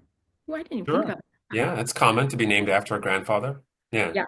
So I won't take the time to look because that has nothing Sure. to do, but I just Yeah. want Yeah. to look that really fast. Anyway, so I think that's as far as we should take the story today. Absolutely. I mean, that is the end of this chapter. Yeah. Um, it does. Yeah. Obviously, real history defies simplification. And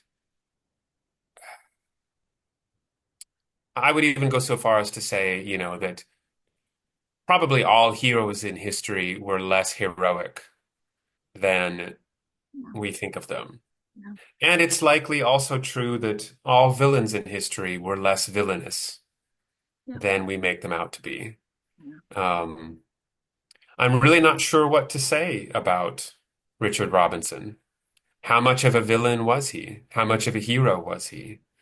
Um, I love the idea that he refused to participate and said, I see where all this is going and I'm out. But there's no evidence either way of what happened.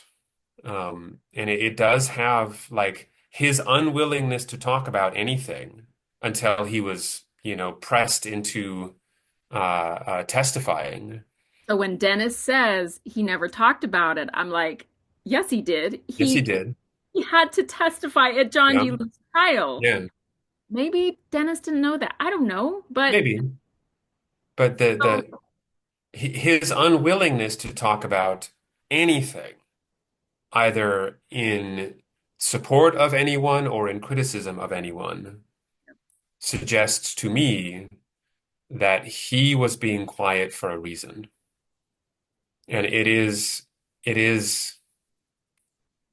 it feels like an act done from a sense of culpability. And maybe I'm just projecting there, but that's what it feels like.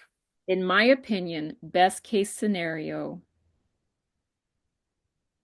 Richard was more than willing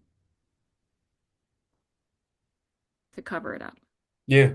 Yeah. To let it happen and to cover it up. And even if he didn't, and the whole discussion we started into about whether or not he resisted or like he Mhm. no or it was he actively said no or whatever, Yeah. there is no record of him speaking up about it Yeah. in position either before, during, or after. Yeah. I think it's irresponsible for Hmm. and even amateur historians, family members to come afterward Hmm. and conclude a level Yeah. of righteousness on his part because there's not definitive proof that he was Yeah. there. And the Yeah. bottom line is there is enough evidence that he was involved Hmm. for us to be confident that he was not innocent, even Yeah. if his culpability was just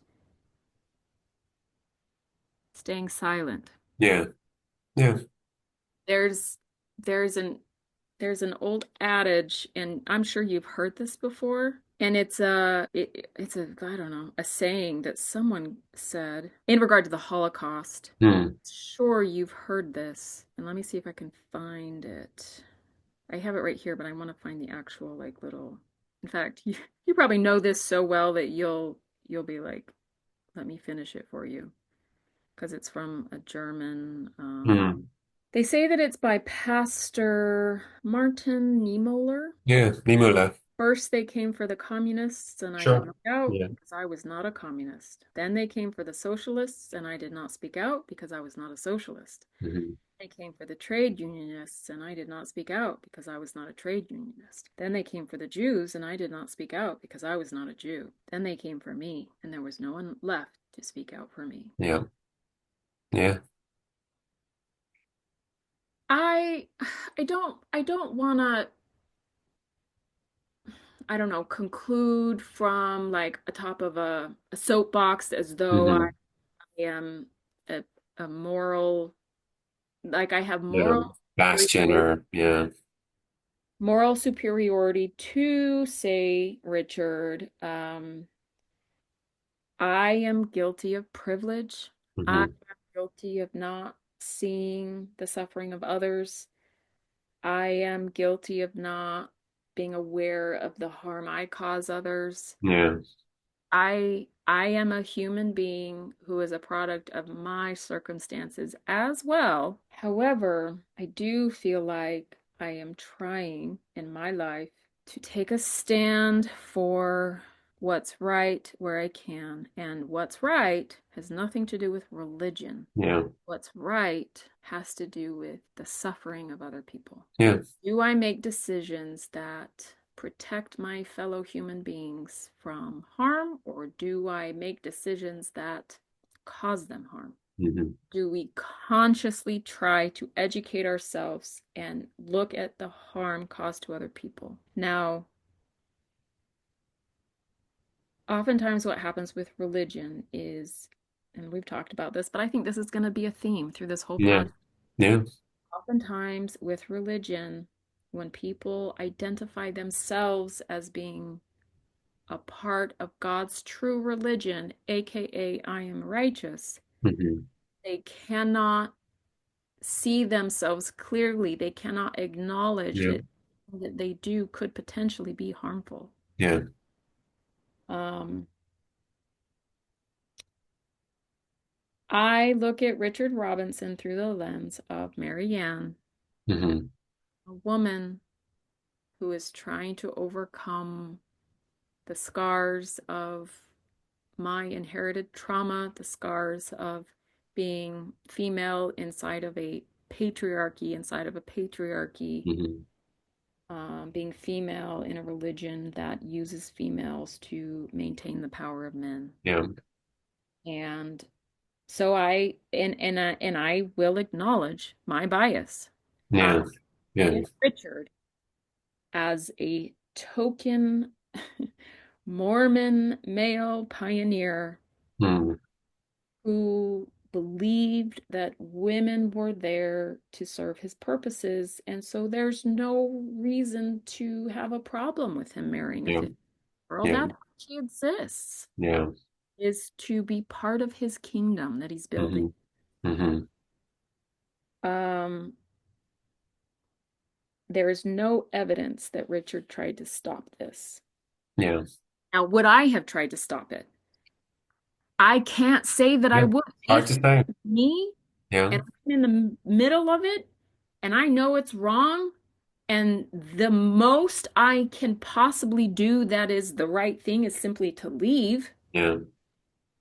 I might have done the same thing. Sure. Yeah. But I don't find any evidence. Like I'm willing to grant it doesn't seem like he was there. He might have been, but it Yeah. doesn't seem like he participated in the actual killing. Yeah. But he sure knew what was going on. Yeah. He And it does not seem to me from what I've been able to gather that he stood for justice after the fact. Like, Right. not even at John Yeah. D. Lee's trial, who he did not even like. Yeah. He didn't Hmm. like John D. Lee, but he still didn't provide them with enough information to help the prosecutors. You know Yeah. what I mean? Yeah. So he was a loyal Mormon Yeah. who prioritized his religion, Hmm. in my opinion, over justice. I don't like the way that he's painted in this history. He's so admirable and he's so, he's just Yeah. humble and he's such Yeah. good character and the backbone and all these things. From my perspective, he did nothing to stand up for what was right. Right. He Yeah. didn't, maybe he didn't actually pull the trigger. Maybe he wasn't there during the actual massacre, but it sure doesn't seem like he stood up for those Right. people, that Yeah. he did anything to prevent it, or that he tried to share what he knew after the fact so that justice could be served. Yeah. He towed the line. He protected the other Mormons in his community. Hmm. That Hmm. I don't think he I don't think he gets credit for courage. But let me at least put it this way. I was so certain that I needed to leave Mormonism, that I knew I needed to do it no matter what. It never occurred to me that I would lose as much as I did. Yeah. But regardless, I knew I had to leave Mormonism. Hmm. And I've landed in a peaceful place. My circle of support is very small. Hmm.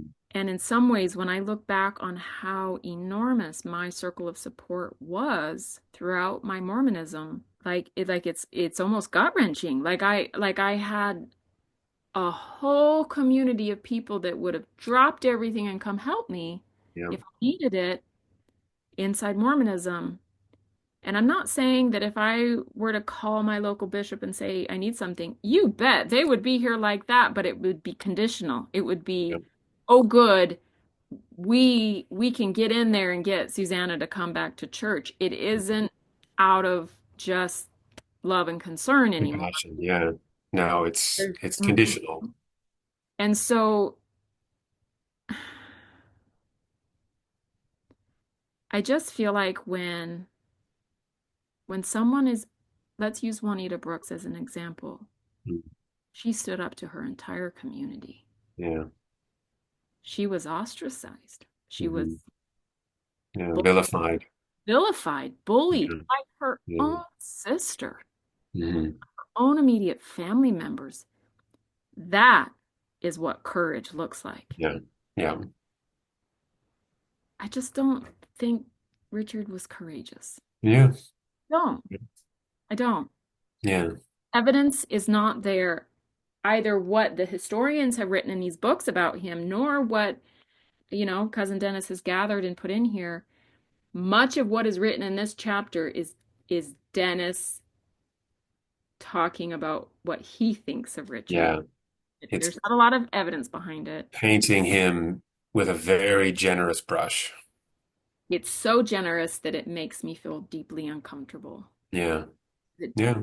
doesn't hold up. And this kind of pedestalizing, Hmm. I believe, is harmful. Yeah. And he's painted as a certain kind of person. And I'm looking at little Marianne, 15 years old, when this man, I don't mean to be graphic, but takes her into a bedroom for the first time. Does she even know what sex is? Yeah. Like, Yeah. Yeah. that's what I see. Yeah. And, when people say about people, when modern people give excuses for those who lived in this time period regarding, say, racism or slavery, that was society. No, I'm sorry, there were abolitionists. There were Yeah. people who were standing up. Yeah. When that concept is applied to, say, polygamy, that modern people say, well, that was what God had taught. That's what they believed. Hmm. That's what God Hmm. taught. There were people who stood up against polygamy, some of our own ancestors, that I can't wait to tell you those stories.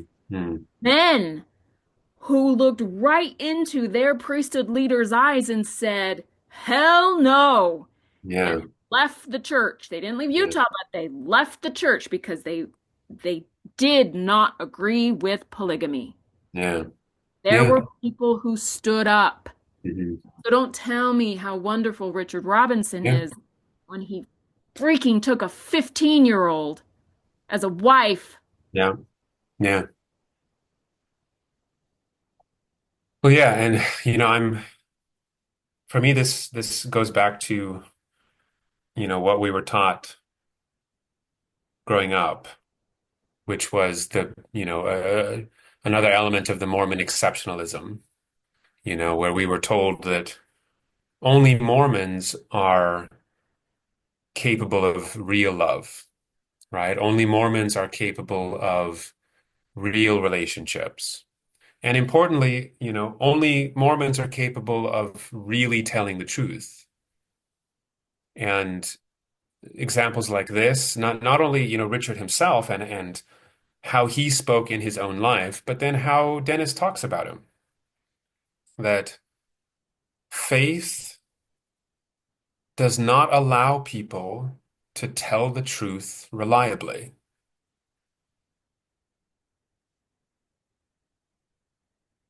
And again, that's just a fact. This is a generalization, but religion in general stems from people's need for certainty. Yeah, And when a person has certainty, they get stuck in a mindset that hmm, prioritizes that need for certainty over acknowledging other people's suffering. yeah, yeah, So when a history is written like this and puts a man like Richard Robinson on a pedestal, it prevents those who then read it from that faithful perspective, people that maybe don't have a lot of life experience. I think of myself as a teenager. yeah, I ate this stuff up. yeah, I mean, I didn't read this until recently, but I read plenty of other histories written about our ancestors, and I ate it up, and I yeah, believe every single word like this, that mhm, the person mhm, must have been wonderful because he ended up being a bishop for 40 years. yeah, yeah, So people that don't have as much knowledge or information, who potentially aren't being taught to think critically mhm, behind and read all of this, it prevents that person from looking in between the lines and seeing the suffering of the women. yeah, yeah, yeah,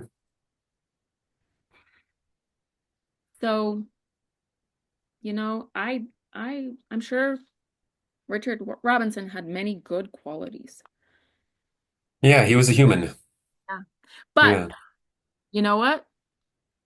Mussolini also made the trains run on time. sure. Yeah, yeah, yeah, So I just we're not going to learn anything unless we look at the harm. yeah. Exactly. I'm not trying to demonize him. I Yeah. just can't give him credit for, Hmm. good actions that really are based on a lot of assumptions. Right. Yeah. When evidence isn't there, again, I will acknowledge my bias. But he married a flipping 15-year-old Yeah. girl. Yeah. Me? It's not possible to see past that. That tells me everything I need to know about his Yeah. character. Yeah.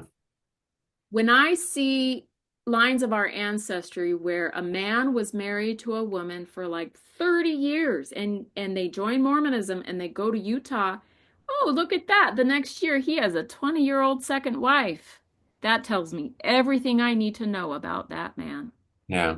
He was all too happy to have that be doctrine. Hmm. He could have a little side piece. Yeah. I'm Yeah. sorry. That's I can't look past it. That tells me Hmm. about their character. Yeah. That they were all too happy to believe in theology that allowed Yeah. them Yeah. sexual gratification with a child compared to who they are as a 50 whatever year old man. Yeah. Because Yeah. we also have ancestors who were faithful Hmm. in the church their whole lives and refused to practice polygamy. Yeah. They weren't ever offered leadership. They weren't ever able to rise in the church. They still believed in it. They were part of the community. They were faithful. They did not practice polygamy out of loyalty to the woman they Yeah. loved. Yeah. That happened too. It's not just, people that left the church when they didn't like polygamy. hmm There were people that stayed in the church, they believed, and the polygamy part, they could not, they weren't willing to do it. Yeah. So I'm sorry. He married a 15-year-old. Yeah. Who he is. So, Well, no, it's a last little tidbit. I wonder if that's an explanation for why people lionize so many of these Mormon men, right? Is in an attempt to say, yeah, he got a 15-year-old pregnant out of, marriage. But compared to all the other great ways that he was, compared to all the other great things that he did for his community, this was just a misstep.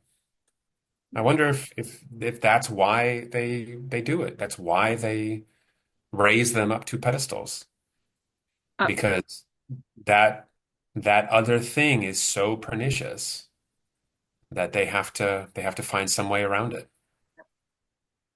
I think you are right. I think you're absolutely right. That it's the only way that they can convince themselves or that Yeah. they in good conscience, which I hmm don't see how, Whatever that but means. they Yeah. do, um, they they are willing to gloss over Yeah. the harm. hmm And I'm Yeah. not. That's why we're doing this Yeah. podcast. Exactly. I Yeah. will Exactly. never again be willing to overlook the harm. Yeah. Want to have conversation like I am not innocent. So like that's why I just keep going back to that. I'm not trying to call people out from a place of moral superiority. I have been guilty of Well, racism. sure. I Yeah. have been guilty of prioritizing pleasing the powers that be within the Mm. patriarch at the expense of meeting my children's needs. Yeah. I have been guilty of that, Yeah. doing everything I can to right those wrongs or to change the way that I think or to, be anti-racist or to be hmm fully accepting of the queer community or, fill in the blank. Yeah. I am doing my best to bridge those gaps. hmm I'm happy. I appreciate when people bring things to my attention. I wrote a piece several years ago for one of my blogs and I was talking about slavery in America and I was referring to people as slaves. And I had a friend reach out to me and say, I loved your piece. You might want to take into consideration that the more respectful term to use is enslaved people Yeah. rather than calling them slaves. It was a white woman, a fellow white woman, but she reached out to me and said that. And I was like, I am so glad she pointed that out to me. mm Mm.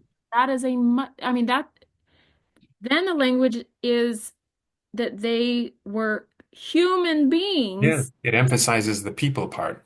Yeah. that this horrible thing happened to. They're not being identified as like it illegitimizes the slavery Mm. when you change it Yeah. to enslaved people. Yeah. Yeah. I had never viewed it from that person. I'd never saw that before, and I hadn't heard that before. I had never seen that before. I was so grateful she reached out to me and Yeah. pointed that out. So I mean, that's just the type of thing I'm talking about. As humankind, that's how we will make progress is Yeah. when hmm we support one another in that effort to recognize the suffering of others and to do what's within our power to mitigate it. Yeah. Yeah. Real learning is just a long series of realizing that you were wrong. Yeah. All it is. And that's why certainty is so dangerous. Yeah. It's Yeah. so harmful. And religion gives people the illusion of certainty, Mhm. prevents them from being truly empathetic towards Yeah. other Yeah. beings. So, anyway, that's my story for today. Well, that was a harrowing ride.